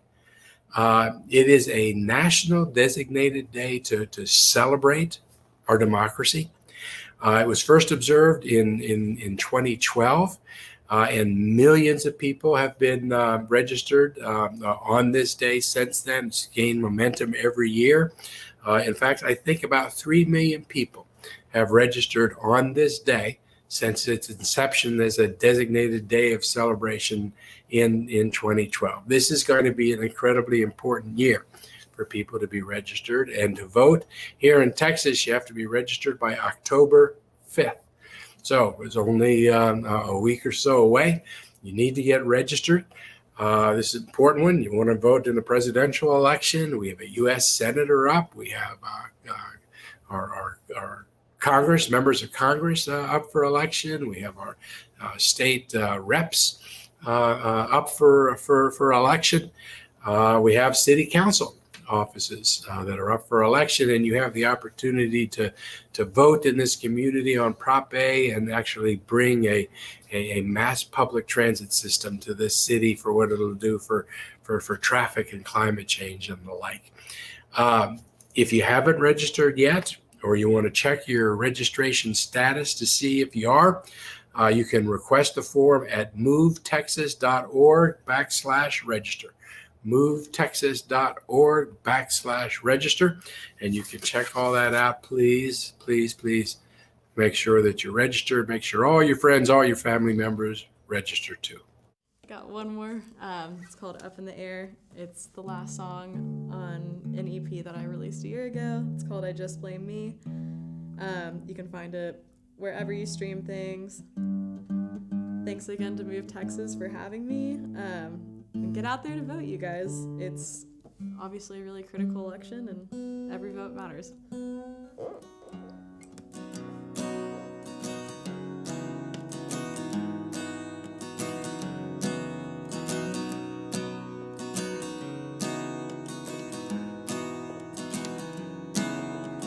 These days I can't seem to get into the car without wanting to burst into tears.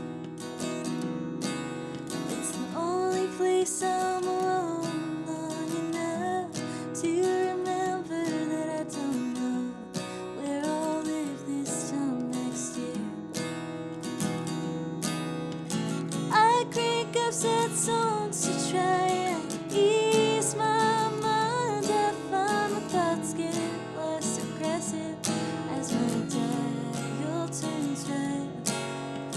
When the music ends, I'm just left more afraid that no matter what I do, I'll think I've made a mistake. Well, it's all up in the air now. There's nothing I can do but watch it all come down. No use in being scared now,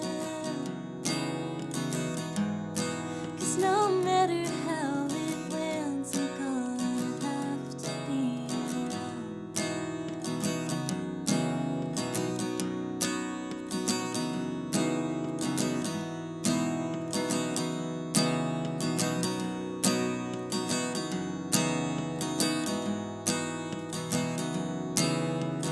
These days I can't seem to step into a bar without wishing that you were near. I can't tell if I'll miss you, if I'm lonely or just bored, but regardless, you're convenient, aren't you, dear?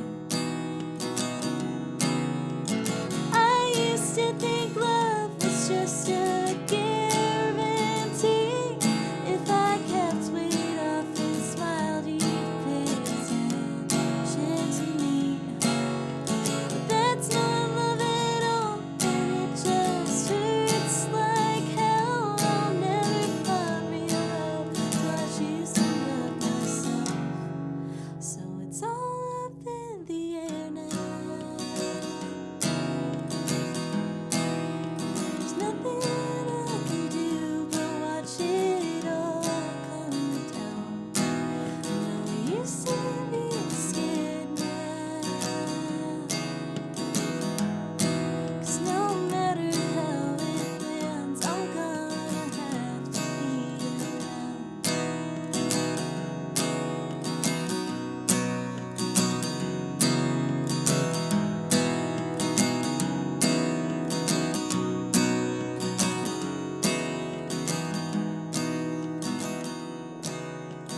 Me and you, we're sitting here in my favorite bar, and we're both trying to hold back our tears.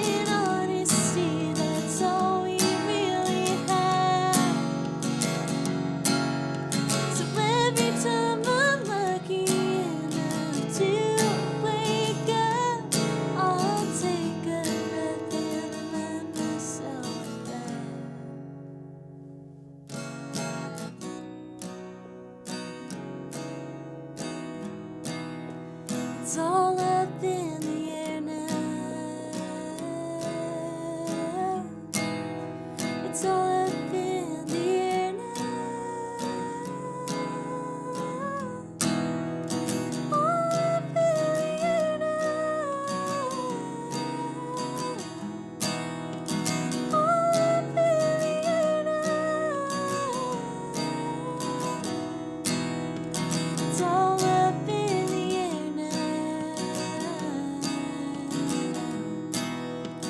All up in the air now. All up in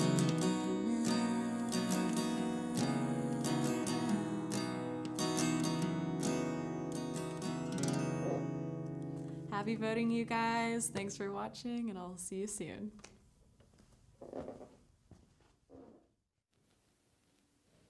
Welcome back, and thanks so much to Lainey Gonzalez for that. This is not her first move event, and we love having her every time. And all the artists that are using their platforms to talk about civic engagement, registering to vote, getting out there to vote.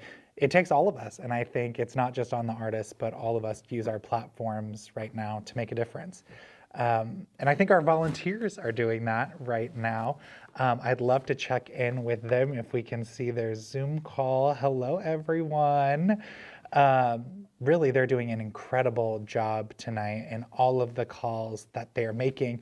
And they're just folks like you and me, people who decided to get in the fight, right?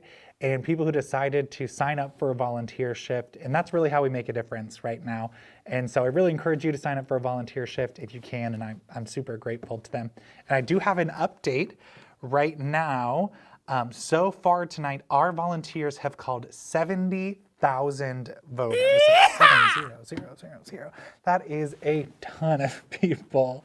So thank you so much to all of our team there, and they're still going. We got about an hour left on the phones and a lot more people to talk to. So shout out to all y'all for really powering this evening. Our next conversation I'm really excited about because Latinx voters make up more than 40% of all Texas voters. And still, campaigns aren't reaching out to Latinx voters in this massive growing block, this massive voting block that really defines this state. And still, candidates and campaigns fail to reach out, fail to have honest conversations with Latinx voters. And we have a true panel expert, a panel of experts joining us to break it all down. We have our friends from Deeds Not Words in Battleground, Texas, moderated by my dear friend Ashley Lopez from KUT. Let's take a look.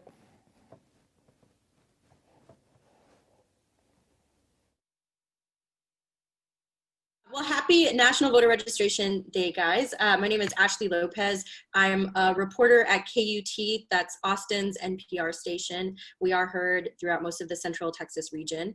Today, we're going to have a conversation about Latinx outreach in Texas and how that's going ahead of the presidential election. I'm joined today by Claudia Yoli Ferla. She's the co-executive director at Deeds Not Words, and Oscar Silva, the executive director at Battleground, Texas. Thanks for joining us, you guys. Thanks for having me. So, well, let's start with, I want to get just a gut check of like how you guys are assessing like Latinx outreach in general in Texas ahead of the election and how it's been going compared to other years. As many of you know, like both of you probably know, campaigns don't often spend a lot of time or money on reaching out to these voters. And I'm wondering if you think it's different this time around. I'll start with you, Claudia. Well, thanks so much, Ashley. I think it's such an important conversation given not only what we're going through as a country and as a world with the pandemic, but also in such an important year, which is our presidential election happening in November of 2020. I think many people like me, many people in our community believe that this is the election of our lifetimes. We are, there's a lot at stake. And I think it's really fascinating and interesting that, campaigns think about Latinx communities as a special type of project, right? I think when we talk about the Latinx community, we encompass 40% of the Texas electorate. So when we are talking about doing outreach to voters, we mean doing outreach to the Latinx community. And so I think that this is going to be the year where we make our voices heard, where we show up in big numbers, and where we bring our families and friends to tell the real story of Texas. Oscar? Yeah, I mean exactly what Claudia hit. This year has been incredibly important. In the last 10 years, we've seen, not just in Texas, but nationally, and we know Texas sort of represents a microcosm for the electoral climate often within our state in the national scope. And so if you look at the growth of Latinx our community and the entire country. In the last 10 years, you've seen that the largest growth has actually happened in Texas. And so at the moment, as Claudia says, our share of Latinx voter relative to the entire voter population of every state, we are second only to New Mexico. And of course, in absolute numbers, we are the largest of the two.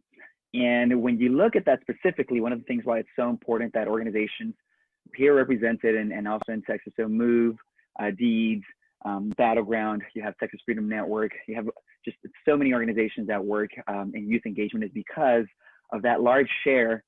Latinx demographic is the youngest one.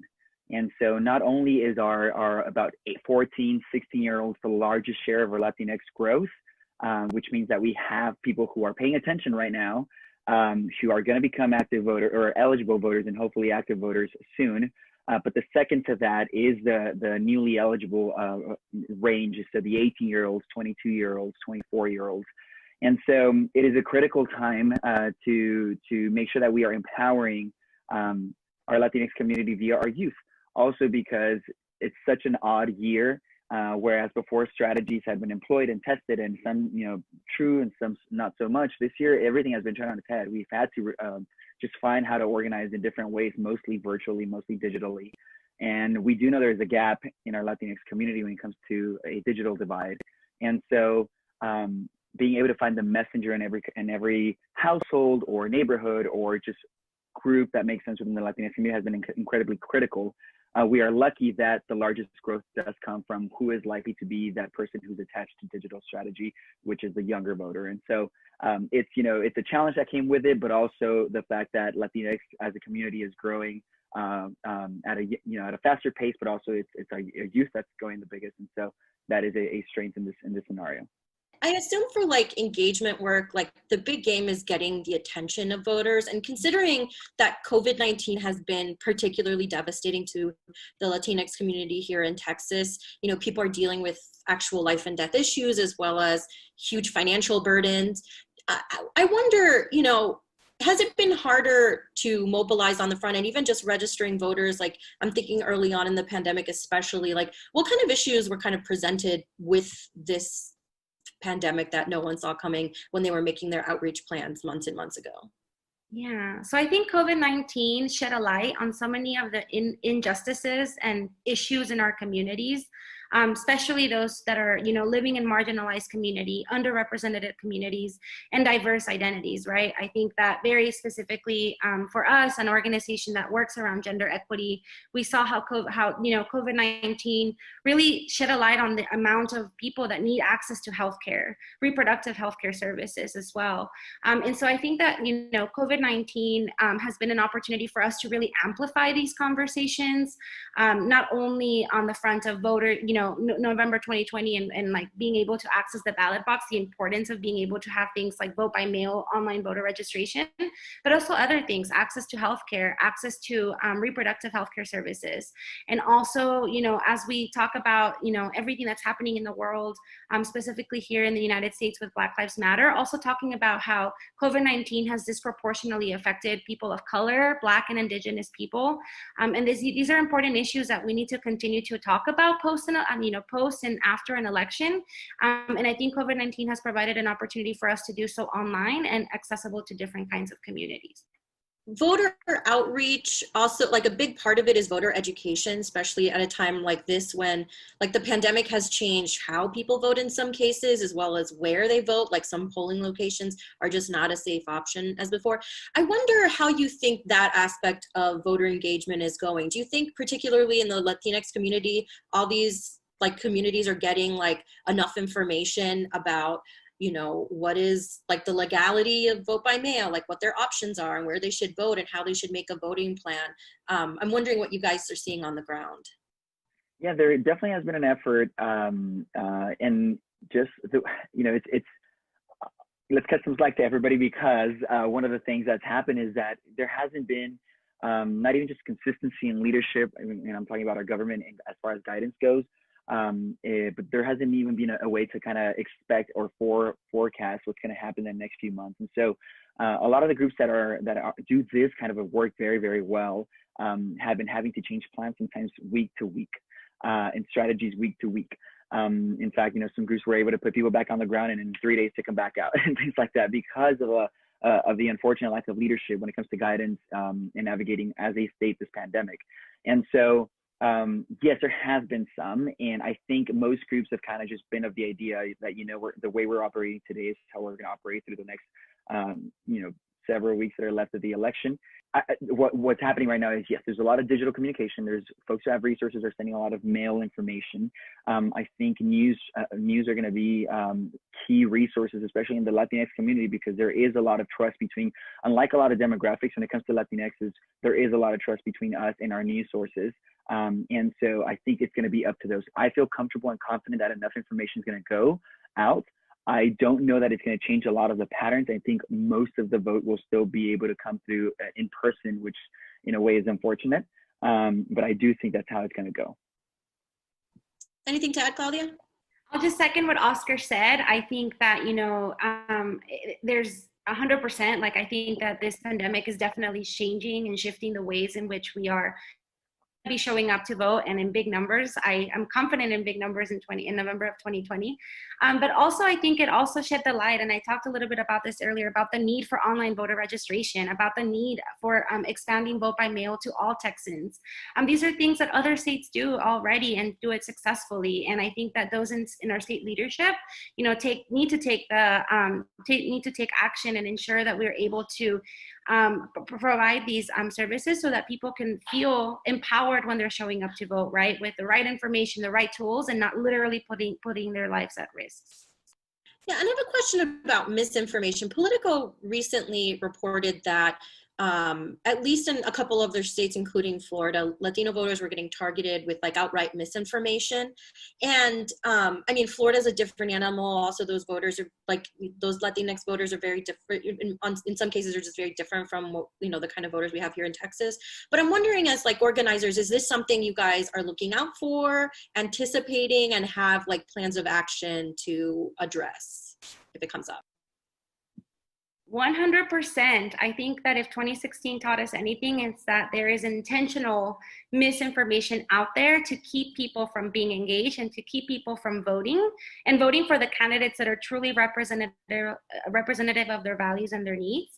I'll speak for my organization at Deeds Not Words, Deeds Action Fund. We're really, really, really investing in ensuring that every young person, every young woman, non-binary, gender non-conforming person of color has the right information when they're coming to the polls, that they feel empowered showing up with their values to vote for the people that are going to best represent them, and to use our resources as an organization, whether it be our social media platforms at headquarters or through our 25 student chapters in high schools and colleges across Texas, to ensure that this information is coming from a trusted source. And of course, working with you, our media partners, to also share this information with communities across Texas. Yeah, and if I can add just anything to that, Ashley, as well, is that I think, for many years, I mean Texans who are doing the work here, have geared up for something like this unexpectedly. We weren't expecting a pandemic to happen, right? But we knew misinformation has been used and it was coming in higher numbers. And so there are a number of hotlines, both partisan. Actually, they're all nonpartisan, but they come from both nonpartisan and partisan sources that are available to help. And spreading this information has been our task that many organizations have taken, making sure people know that there's this number that's an operation that is usually statewide. There's multiple lawyers in many parts of the state taking these calls and even running to voting locations if there's an issue with that. I think organizations that are being driven digitally are doing a really good job at making sure that there's constant information that's combating what we're seeing last. And because a lot of organizations, especially those that work with youth, like the ones you represented and some more, are always so in touch with the very population they're trying to reach, there's a constant feedback and there's a constant recreation and reproduction of what's necessary out there, what's coming out. And for whoever is listening in today, I just want to make sure that folks aren't afraid to shut down misinformation. I know that we have this very ingrained culture, and it's fair. We don't talk politics and we don't talk religion at the dinner table. But one thing is not talking politics and religion, and one thing is just letting misinformation fly out, in social media or in conversations or in places of gathering, churches are gathering again, or things like that. And it's important to make an effort to correct those things because they can flow. We maybe before thought they were weak strategies, weak tactics. We've now seen that because of social media, they have the potential of growing and spiraling into very strong, effective strategies. And so I think it is our responsibility to, whether we engage in trying to convince somebody otherwise, we at least do share, if there is misinformation, what the correct information is on a daily basis. I wonder what you both are hoping you see from either campaigns or groups like yourselves in those last few weeks that ensure that there's an engaged Latinx electorate here in Texas. Well, I'll start with some things. I mean, I'm hoping all the work that we've put in starts to pay off. Actually, frankly, this is one of the reasons why organizations like, again, I keep saying this, the ones here represented are effective, is because this is year-round organizing. It's not just electoral organizing. And so whereas because of resources, a lot of candidates, especially, and even some groups, don't really come in until the last 3, 4, maybe even 5 months if we're lucky. Battleground Texas, These Not Words, Move, Texas Freedom Network, they're just an array of organizations that we're very lucky to have here in Texas. Texas Organizing Project, I don't want to leave anybody out, but work year-round on different things.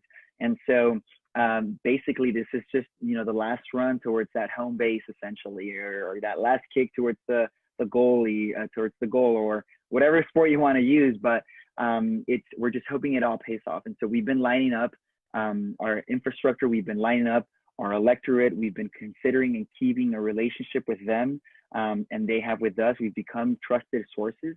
And so now we are just essentially making sure that the last message gets to them, which is the correct information. We empower them with that information so that they can effectively cast their ballot, which is what we've been hoping for. And so again, in 2018, we saw the Latinx vote in Texas gain the most political power of any other ethnic group. I believe it ended at about 127% increase.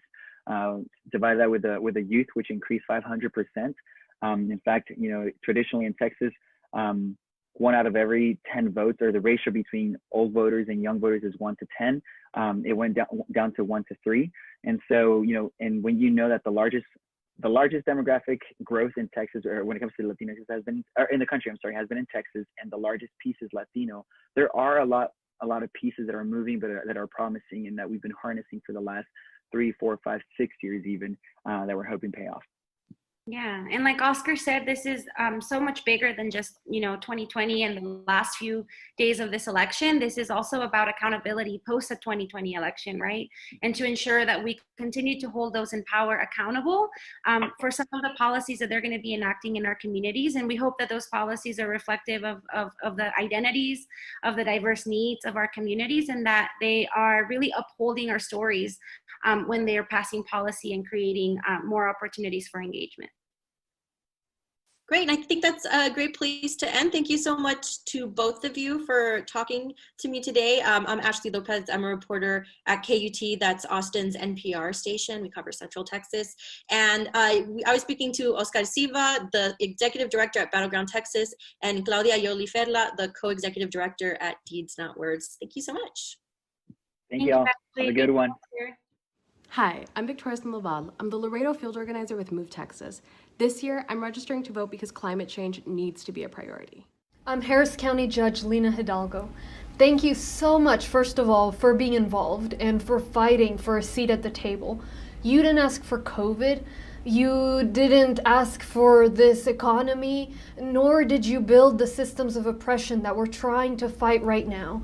But you will inherit them, and we need your help making a change. In 2018, there was record turnout for young people. Compared to the 2014 elections, turnout tripled, which is great. But we need to keep that up, and we have a long way to go. Here in Harris County, the largest county in Texas, we're doing everything possible to expand access to the vote, to make it easier for people to vote. We've looked at all the best practices, we've sat and thought about creative ideas, and we didn't just pick and choose some of that, we did all of it. So it's as easy as it can possibly be under the law. While we can make it easy for you to vote, we can't make you register, we can't make you participate.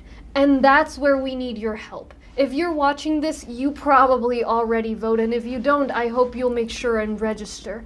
But we need you to help get other young people to register, to be poll workers, to run for office, perhaps. We need new perspectives, voting and making decisions for the future of this country. That's the only way we will come out of this, and the only way we will come out stronger. Hey everyone, I'm Molly Birch, and thank you so much to Move Texas for having me. I'm about to play a couple songs, but before I do that, I want to remind you how important it is to vote and to register. So the deadline to register in Texas is October 5th, which is coming up really soon. But today we are celebrating National Voter Registration Day. And if you go to movetexas.org/register, you can register today. I'm gonna start with a song called Please Be Mine. I told you once until you again. You really are my very best friend, but I had to go.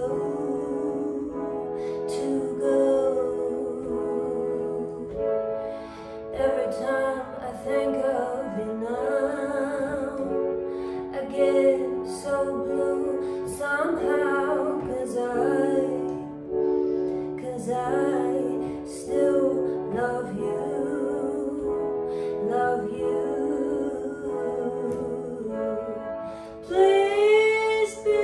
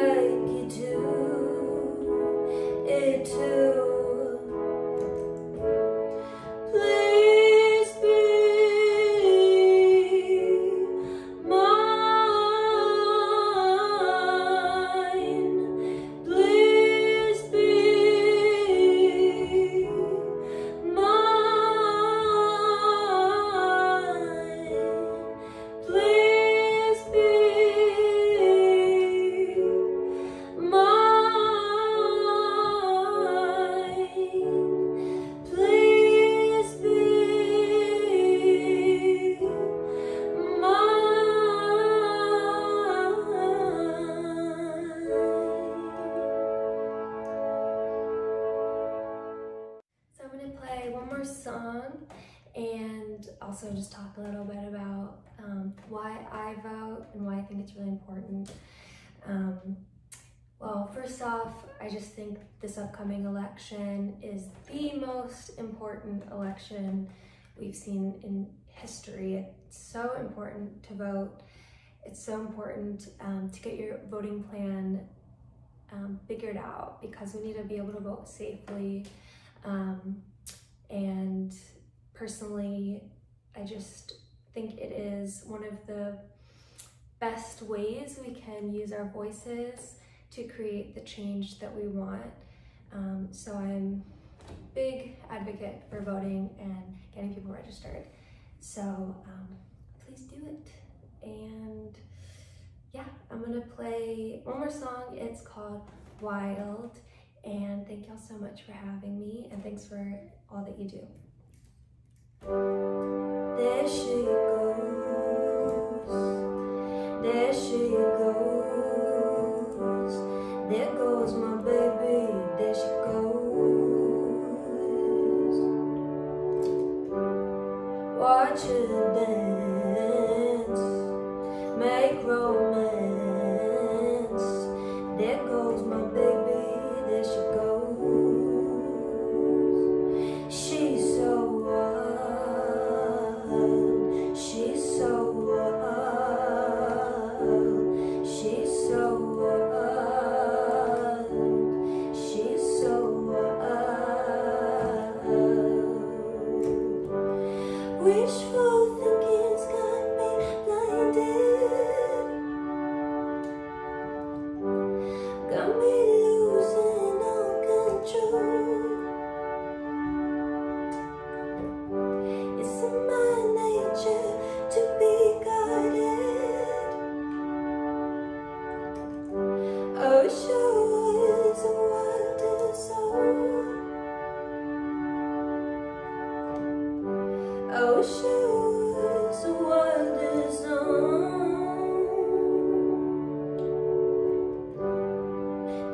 she goes, there she goes, there goes my baby, there she goes.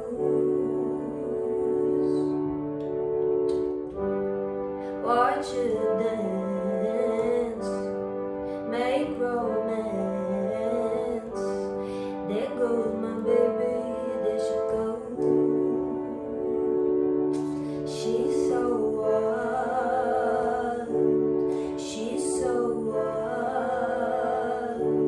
she's so wild, she's so wild. Wishful thinking's got me blinded, got me losing all control. It's in my nature to be guided. I wish I was a wonder soul. I wish I was a wonder soul. Thank you. Promise me you'll register to vote and make your voting plan.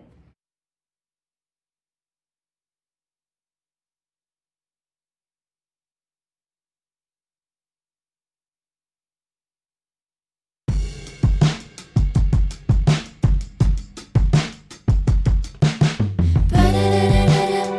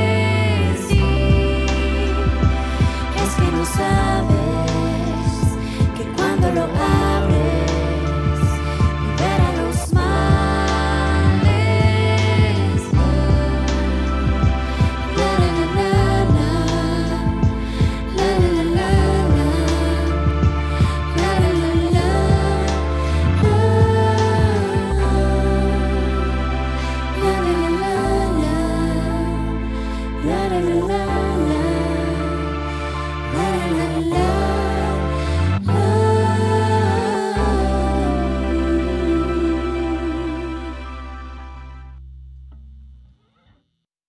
Thank you so much for listening.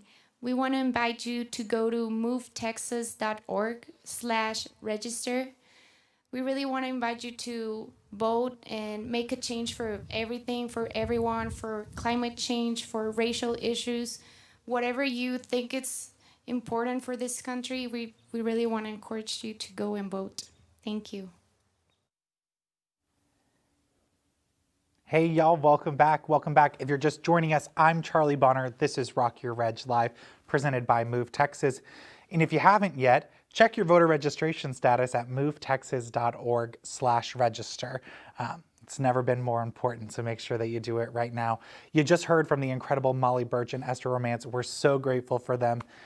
For being a part of this. So thank you to all of the musicians who have been here tonight and to all of you for your questions. I hope we've answered as many as we can. I've gotten at least 2 from Old Flames, so I feel like this production is going very well for me personally. And the last one I did want to answer, somebody was asking they had been displaced due to COVID, living back with their parents now for the next few months. You absolutely should get registered to vote if that's where you're living and plan to be during the election and you feel like it's the place that you call home. So make sure that you're getting registered. Again, use that movetexas.org/register link. Thanks for reaching out. Great to hear from you again. And I also wanted to touch on something that Oscar mentioned back in that really great panel with Ashley and Claudia. He said that one of the most important things that we can do is be a source of information. And that's what I'm telling everyone right now. We know that there's going to be all sorts of disinformation going into this election. There already is, and we can expect more. One of the most important things that we can do right now after we register to vote and we register 5 friends with us is become that trusted source of information.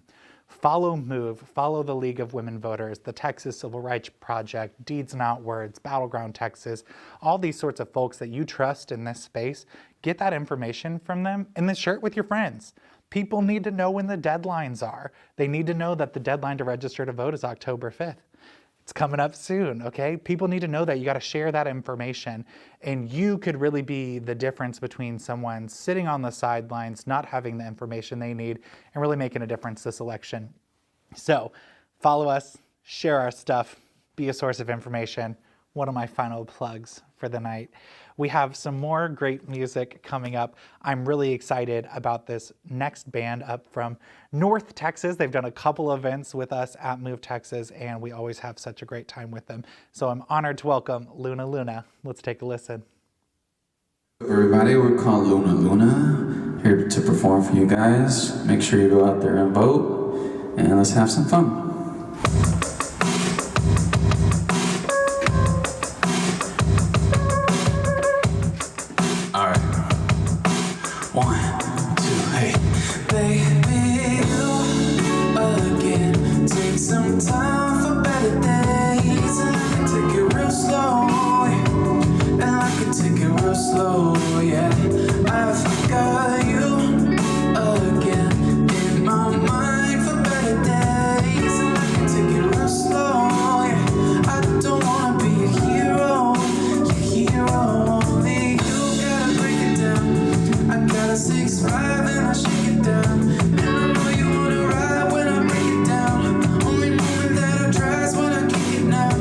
But I know you want to fly when I get it now. But I know you want to fly.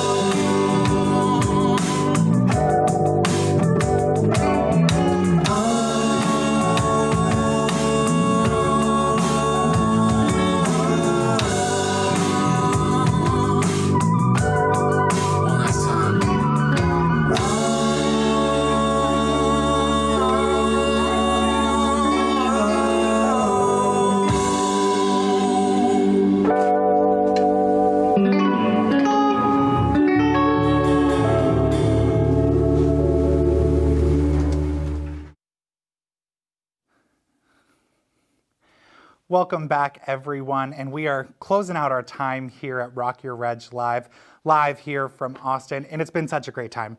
So many great musicians, critical conversations, videos from leaders across Texas, and young people who are getting involved for the very first time. I'm so grateful to everyone who helped us put this night together and made this an incredible National Voter Registration Day from Home edition. And as we've mentioned all night, Texas has not made it easy. It is a difficult state to register in on a good day, and we are on the worst of days. And still, I never thought that we'd be able to register voters. Without online voter registration in Texas, most of the work we do is putting clipboards in hands, right? And so I thought this day would never come and we wouldn't be able to reach all the people we did. But because of really determined volunteers, young people across the state, today's been the most visited day on the Move Texas registration website. And I know that you're still gonna keep sharing it with your friends, throwing it in those group chats, and making sure that all of your friends have checked their registration status and gotten registered. And more importantly tonight, we've called 75,000 young people across the state. I'm so excited about all the people that we've contacted. Oh, wow. This is ridiculous. Our 3 balloons have dropped, making this an incredible event. I'm so proud of everything that we've put together tonight and so grateful to all of y'all for joining us. This has been a hell of a time. I hope you'll join us next year for National Voter Registration Day. Who knows what the world will look like then, but hopefully it'll be great. In closing us out tonight, we have a very special performance. Please welcome AJR.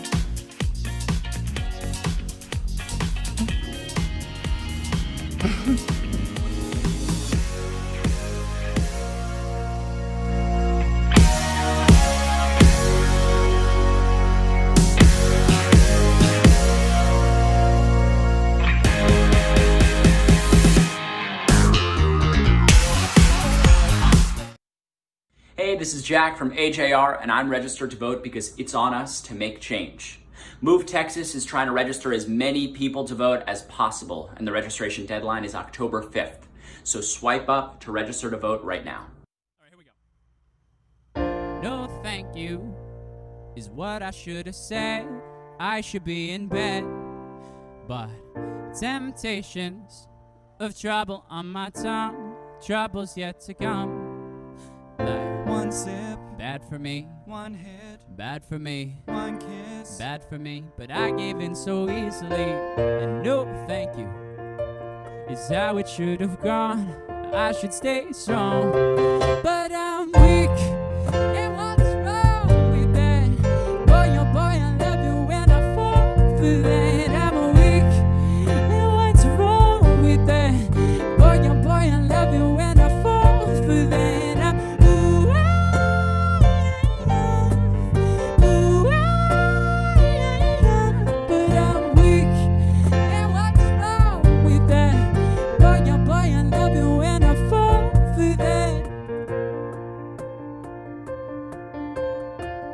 No thank you, they call me after dark. I don't want no part, but my habits, they hold me like a grudge. I promise I won't budge. Like one sip, bad for me. One hit, bad for me. One kiss, bad for me. I gave in so easily, and no thank you is how it should have gone. I should stay strong, but I'm weak. Boy, oh boy, I love you when I fall for that. I'm weak, and what's wrong with that? Boy, oh boy, I love you when I fall for that. I'm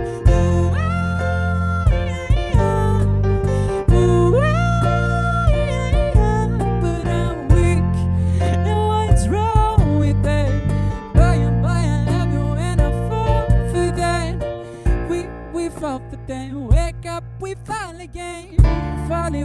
Falling, yeah, yeah. We fall for that. Can't wait to fall again. Falling, ooh, I like it. One One sip, bad for me. One hit, bad for me. One kiss, bad for me. But I gave in so easily, and no thank you is how it should have gone. I should stay strong, but I'm weak. And what's wrong with that? Boy, oh boy, I love you when I fall for that. I'm weak. And what's wrong with that? Boy, oh boy, I love you when I fall for that. Ooh, ah, yeah, yeah. Ooh, ah, yeah, yeah. But I'm weak. And what's wrong with that? Boy, oh boy, I love you when I fall for that.